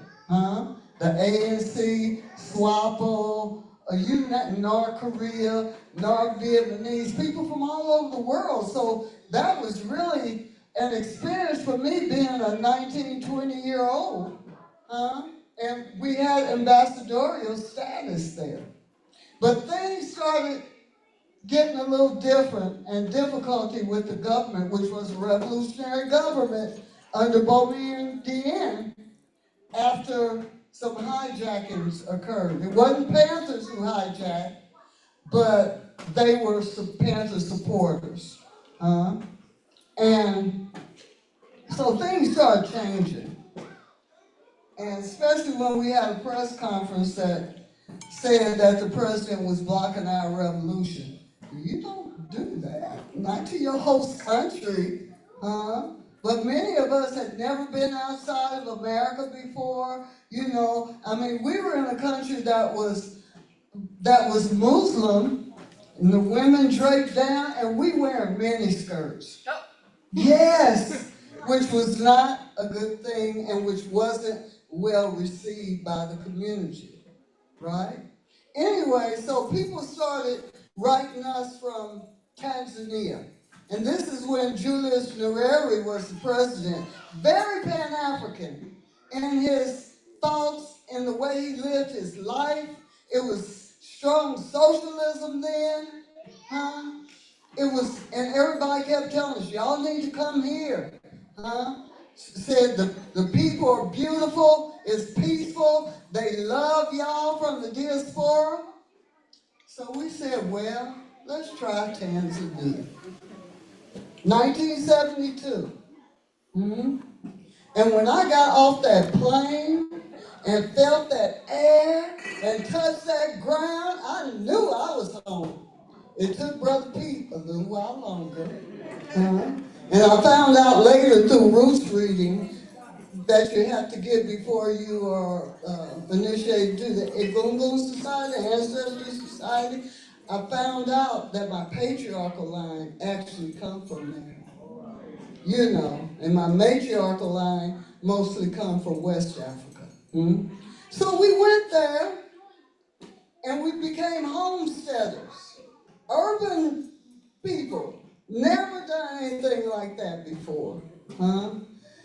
And we learned how to plant after the neighbors helped us learn, because it's funny, we were digging holes like this deep and planting seeds in and watering and couldn't, we were like, why is that coming up? We learned how to raise all our animals. I learned how to milk and have a little cheese business.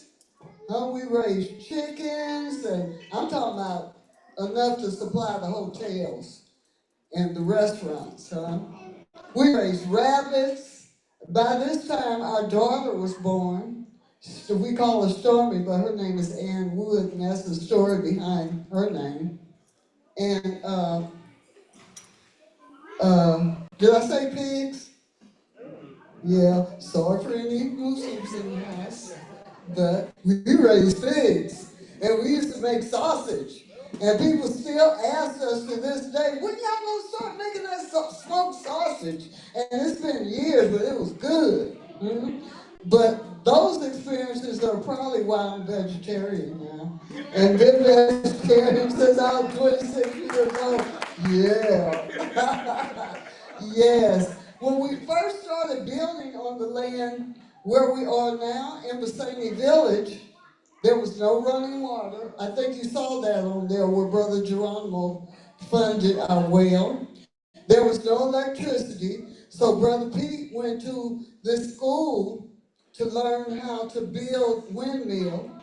He built a windmill. That used to make me so nervous to see him way up there where we had 12-volt electricity. I was telling some of the youth in the Melanin School how our first bricks were made from termite mound material that you put in a sample ram, and it puts, I don't know how many hundreds of pounds of pressure, And we lived off the land, self-sufficient. We finally learned how to grow food. And to this day, we got greens, a big garden.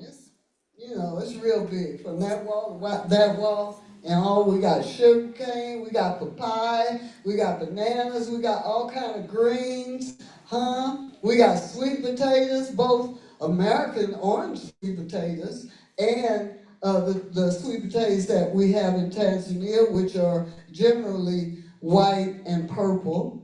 We grow everything. And the land I was telling y'all about, Heshima land, we're going to have a bee project there probably by the beginning of the year. So that is why we moved to Tanzania. And that is why we feel so blessed, sister, to be there. It's peaceful. Everybody's friendly. You know, we got our studio there.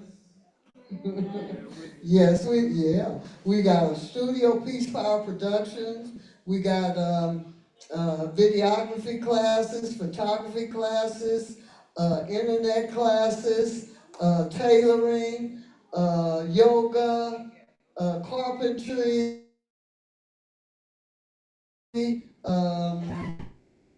I just can't, I'm having a senior moment right now.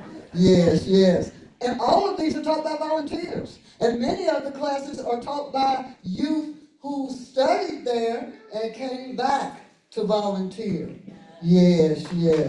Our motto is sharing knowledge for community development. So that's what we do. Yes, and that's why we're there. And like our Panther comrade, Brother Settlewell, used to say, he rest in peace, we're going to bop till we drop. Yes. Thank you for that. Yeah, hey. I have a question, Mark. Yes, please. How did you guys get out of the country? We Across the waters or flying with?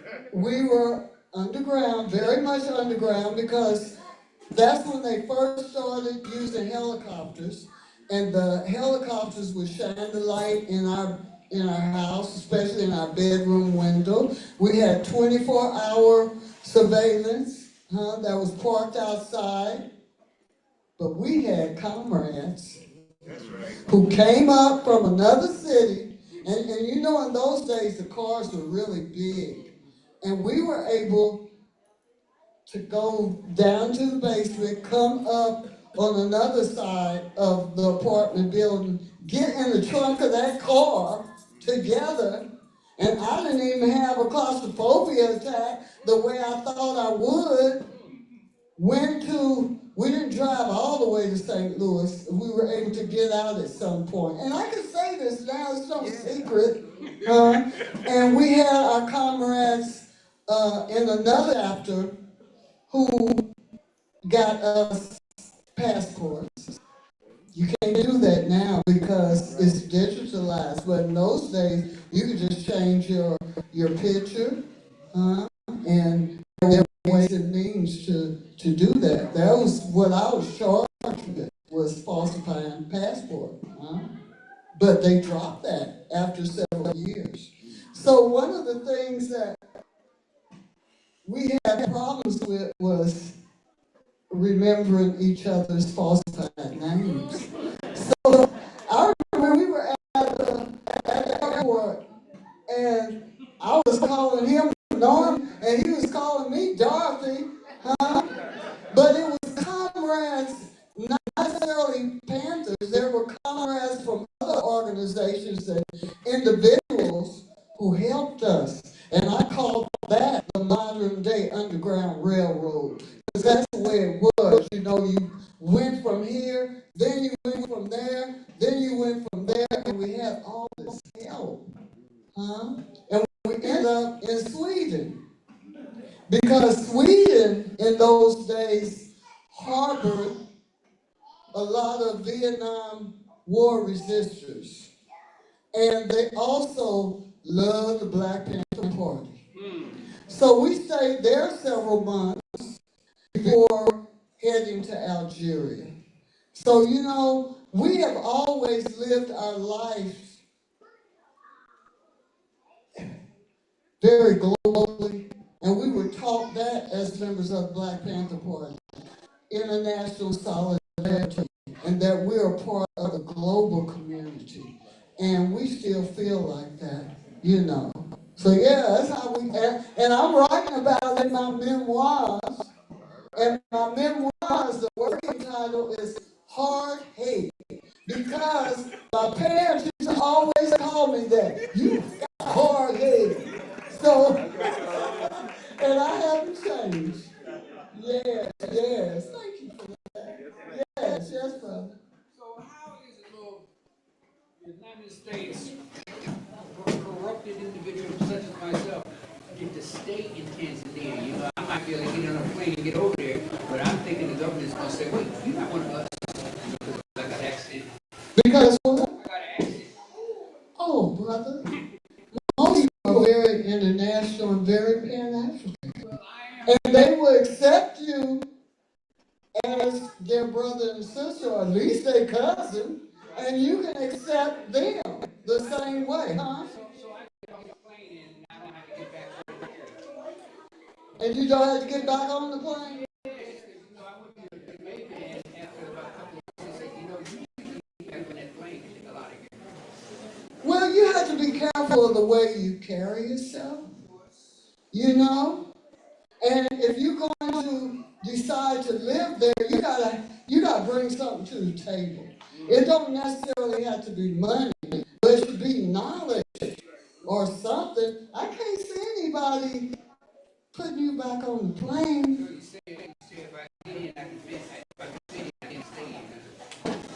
I don't see why not.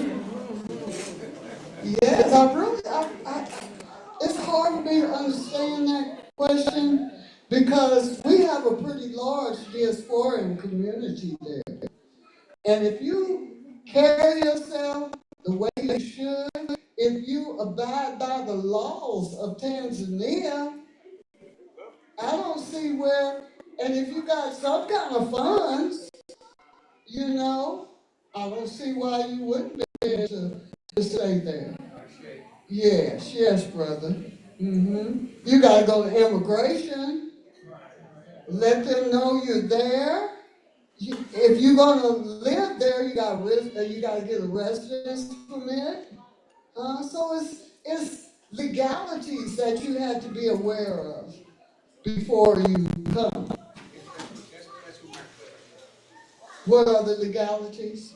You can go on the website and see that. You can go to Tanzanian, what would you call it? Tanzanian what?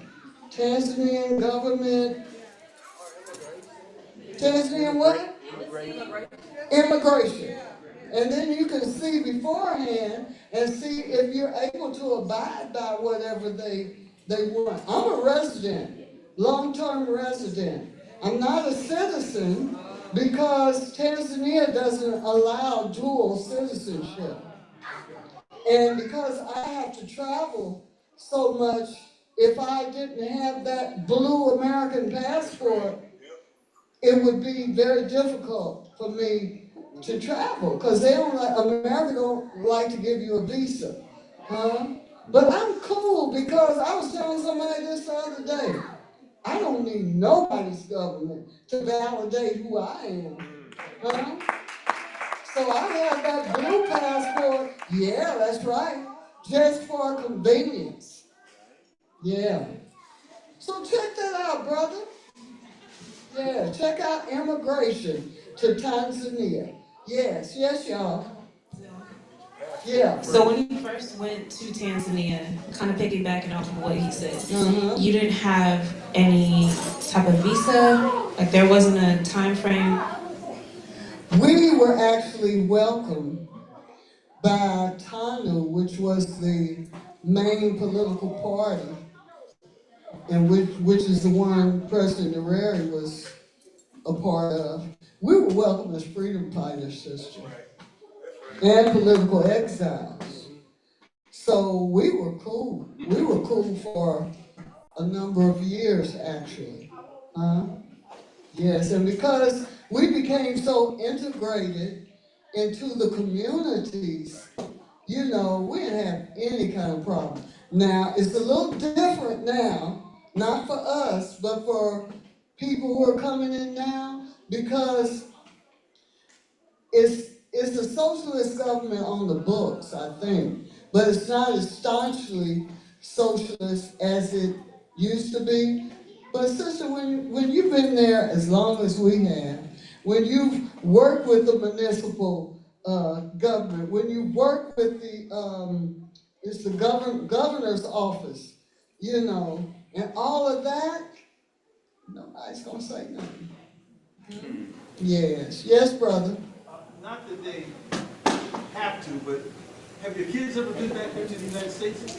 Our kids, Yes. they live there. They live in Kansas City now. It's been a full circle. So they grew up in both in Garantoni and in Mbasani, right? In Mbasani village. They lived a typical farm child or village child life.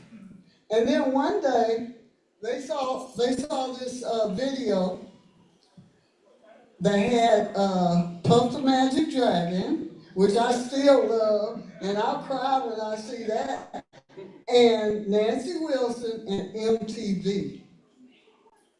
So when they saw that, they was like, we want to go investigate our African American heritage. And they had always been homeschooled by me. Mm-hmm. Well, Malcolm did some school in the public school system because of socialization. Mm-hmm. So Stormy was 15 when she left. Well, we all left together, and remember I said I hadn't been back in 20 years? The only reason I went back was because they wanted to see their relatives and everything, you know. And we didn't know if they were going to want to stay or not. Stormy loved it. Landed in New York, went to Boys and Girls High School, then she went to Culinary Art School. Malcolm didn't like it. So he came back to Tanzania with me. He's 53 now, and she's 49. Mm-hmm. That's almost like looking at The Color Purple. Yeah. It's just the opposite of what they had experienced as children. So they are still in Kansas City. They come home often, and as soon as they retire, they plan on living there. Or maybe 6 months there and 6 months here, you know. So I give thanks for that. Right. Yes. Mm-hmm. Anybody else? Yes, ma'am. Okay. All right, Mama C, you're doing an amazing job. Thanks everyone for their questions so far. Y'all give it up for Mama C. We have a question here for Brother Wasuf. All right, and if anyone else has any questions, please let me know so I can bring the mic so those that are watching online can hear your answers as well. Thank you. Sister, I was wondering about the what foods are similar to the foods that you were raised with and that you prepare, and what's similar there, and just get an idea. I watch a lot of YouTube, but you're being an African American there, just wanted to get an idea. I used to didn't claim that African American, and I like to just be called an African woman. But that's cool, because I was born here in Kansas City, Kansas. I spent the first 19 years of my life here. But anyway, the main carbohydrate is called ugali. And ugali is very similar to, what is that? It's made out of cornmeal, and it's in the South. It's almost like, grits, but it's thicker. And grits has those little grains of corn in it, right? It's something else. But anyway, that is the main carbohydrate, and you eat it with your hand, and you dip it in your veggie sauce, or you dip it in your meat or fish sauce, a whole lot of veggies. We eat a whole lot of veggies. Because, a lot of people say, oh, when I go to Africa, I'm going to have to eat a lot of meat. But that's not necessarily so, because a lot of people can't afford meat every day. So we have a lot of spinach, chicha, veggies, fish, fruit that will blow your mind. Yes, papaya, mango, pineapple, passion fruit,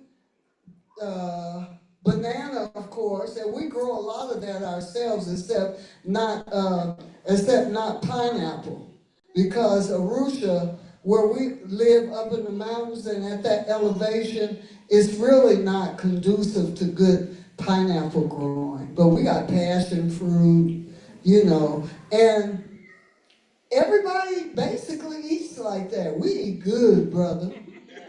Yes, yeah. But we've also taught some of the youth in our cooking classes to make cornbread and mashed potatoes and all of that, those kind of more cultural dishes, because we got accommodations there, and we get a lot of people from the States, and they might want a day of Tanzanian food, but the rest of it, they want it to be food that they are used to.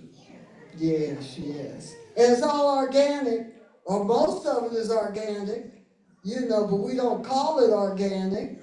We just call it chakula, food. Yes, brother. My question, because you alluded to it, you said that there was a reason why you stopped eating meat. Can you tell us why you stopped eating meat? Like, what happened? Because I feel like it was more of a story to that. Yes, there definitely is. Have you ever had to clean chitlins? Yeah. I didn't like doing it, but yeah. No, I didn't like doing it either. I mean, this is where we had to, and I used to have to take care of the pigs. I remember we had 12 pigs, and if you keep the pig stall clean, they don't smell. But you gotta they have such a bad reputation because people don't clean out their pig pen. So let me tell you this little story first. One day I got into my head, because usually you bring the food to them, whether it's grains, whether it's like bruised up fruit and stuff like that, because we used to barter. We had so much food when I was growing the garden that we would take it to the main market in town and we would barter. We would take them that and they would give us fruit and stuff and veggies that they couldn't sell. So I got into my head one day.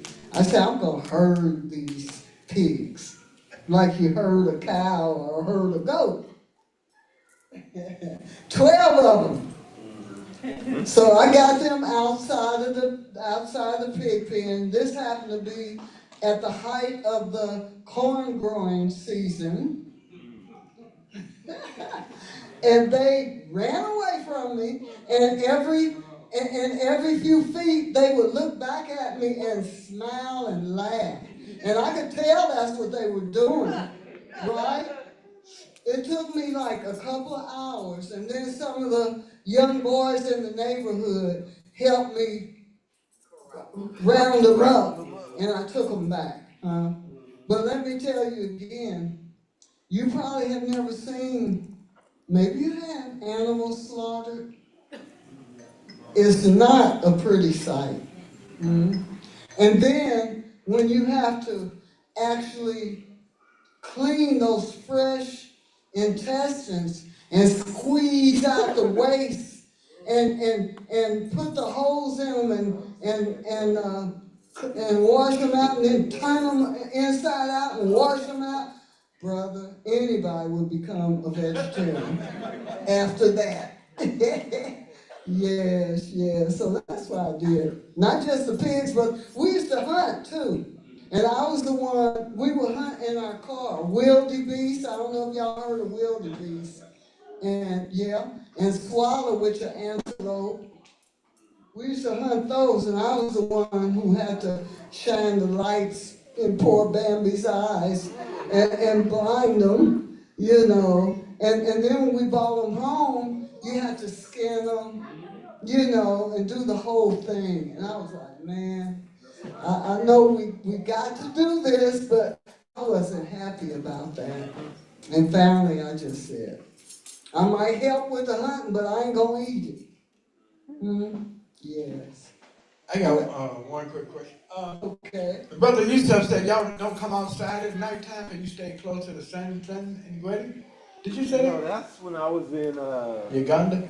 No, in Kenya, out on the safari in Masai Mara. Oh, the Masai Safari. Okay. You don't go out unless you got an armed escort. Yeah, because of the wild animals. Right. But, you know, we don't have that issue at the center, even though we used to when the hyena were coming in there and the Cape buffalo were running up and down the road. But we haven't had that, and cobras galore, but we haven't had that issue for years. Why? Because there's so many people in the village now, and wild animals don't like to be by people. Yeah. So I think they migrated back to Arusha Wildlife Reserve.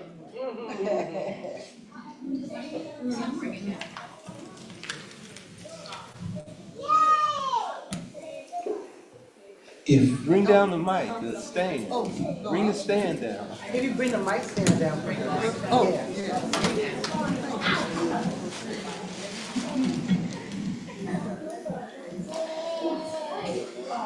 Brother Fontaine,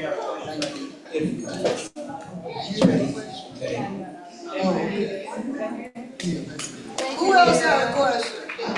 Okay, we got more. If I want to visit, is there a travel agency that I can work with, and do you have accommodations right there in the village there?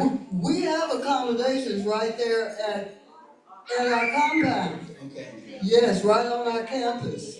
And whoever wants to write me, you can, and we can work it out. But you do have to get a travel agent, because we don't deal with, I can send you a sample itinerary and the cost and things like that, but as far as buying your ticket, it's best to go through a travel agent. Okay, good. Yes, yes. Yes, sister. Volunteering if you wanted to come and stay a while and volunteer. Yes, we can do that too. Very definitely. Yes. But I must say, you have to contribute to your stay. Yes. Yes, but yeah, we got volunteer positions, we got intern positions, all of that. Yes, brother. See, I think the biggest problem that can't hear you. I think the biggest problem is that, you know, just like the use of world travel. First of all, you got to get a passport. Yes. You gotta have a passport. You know, if you have a passport, and unlike a lot of the African countries, with that passport, it's gold because you can go to every country in Africa with that passport. You're talking about the blue one, right? Yeah, that blue one. The blue one with the green. So y'all, the brother said get your passport first. That's the only first part of the agenda. Yes, sister, thank you for pointing that out. Thank you so much for your time and your knowledge and your wisdom. Thank you. I saw that you're a practitioner of Ifa on a poster, and I was curious. I was curious of your journey and what you're open to sharing about that, and also if Tanzania has a community of Ifa or Orisha practitioners. No, actually, we don't have a community, even though I've been sharing knowledge about Orisha. And, you know, the youth embrace that, especially the young people, and especially young artists, and especially hip-hop artists, conscious artists. You know, Tanzania is mostly Christian and Muslim, but there are still people who practice more underground the traditional African spirituality, especially in the Maasai community. I don't know if y'all have heard of Maasai, you have. So I don't have an Elay there. I don't have a house there, and I don't expect to do it. But I am a practitioner. I've been initiated to Oshun and Obatala, and of course I got my E-days and all that and Egungun. And that is where a lot of my work is, with showing people how to venerate their ancestors, Egungun. Yeah, so I love that, you know, and I don't expect to found a Elay no time soon. I don't want that kind of responsibility and that kind of pressure. But to give workshops on Orisha spirituality, to do various rituals, because I'm very much a ritual woman. I do that, you know, and I learned too, because I first got initiated in 2014. So compared to a whole bunch of other Babas and Iyas, I'm like a baby. I know quite a lot, but I will be a lifelong learner. Yes, yeah. That's the way I look at it. And I belong to Ile Mole and also to Ile Ohim in Oakland. Ile Mole is in DC, Baltimore. Yes. And we have online services. Every first Sunday of every month, you can register for a service there at Ile Mole. And I have quite a lot of things online, you know, because I participate a lot. Yeah. Yes, sister. So I know you said you gained some land, but the initial land that you guys have now, how did you come about getting that, and how did you work up the funds to purchase that land? Yes.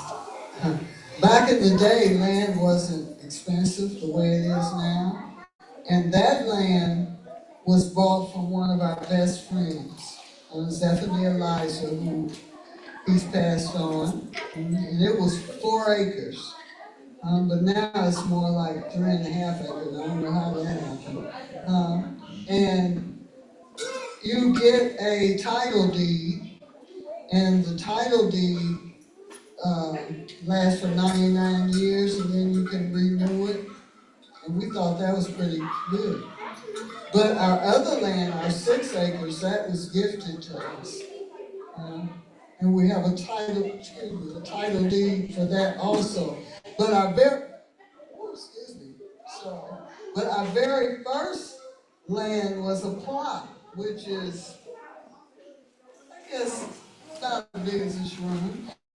And it was given to us by the elders in the community because they saw all the innovative work we were doing, and they wanted us to have an area to teach the youth. So that was the African American Community Center. Then later on, we changed it to United African Alliance Community Center. And that center became so small because it was so popular that we said, let's start building another center on our land in Embasania, and that's what we did. Okay, thank you. Thank you. What time is it, y'all? It is 4 o'clock. This is the last question. Okay. Thank you so much for your time. You're so inspiring. Thank you. With the property or the deed title, that's for 99 years, like it is here in the United States, do you pay taxes? Is there any extra fees, or you just own it, that's it? Point blank period, like. You pay taxes. Okay. Yeah, unless you have a different kind of arrangement. And I really don't want to go into that, but it's legal. Yeah, and you can go online and find out some of these questions. Find the answers to some of these questions. Yes. All right, beautiful. Y'all give it up for Mama C.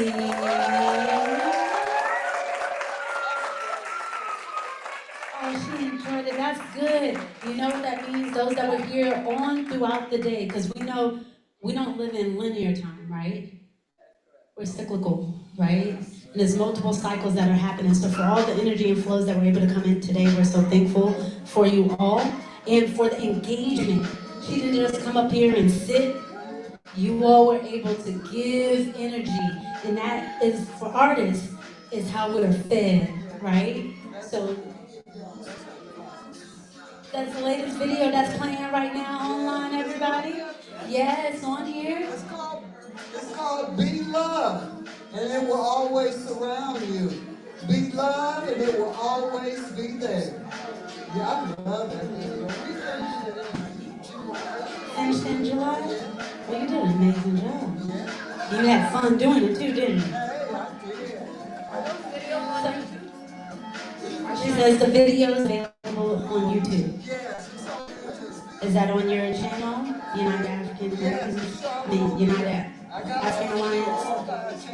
Okay, 4 or 5 channels. So for those, Charlotte O'Neill, and look on YouTube, you can get access for that.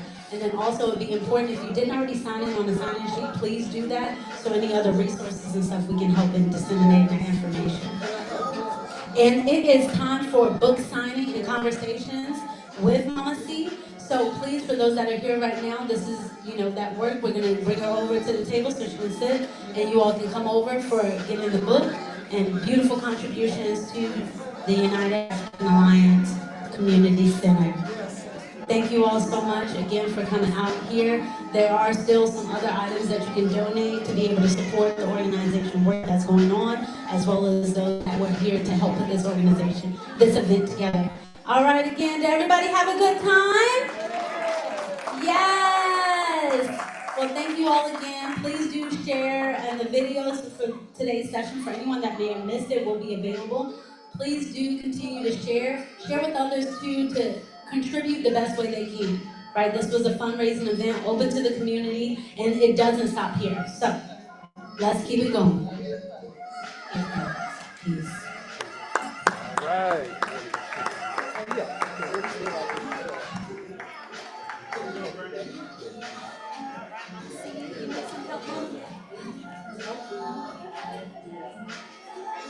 Burn it. Burn it. Burn it. Burn it. No, I got it.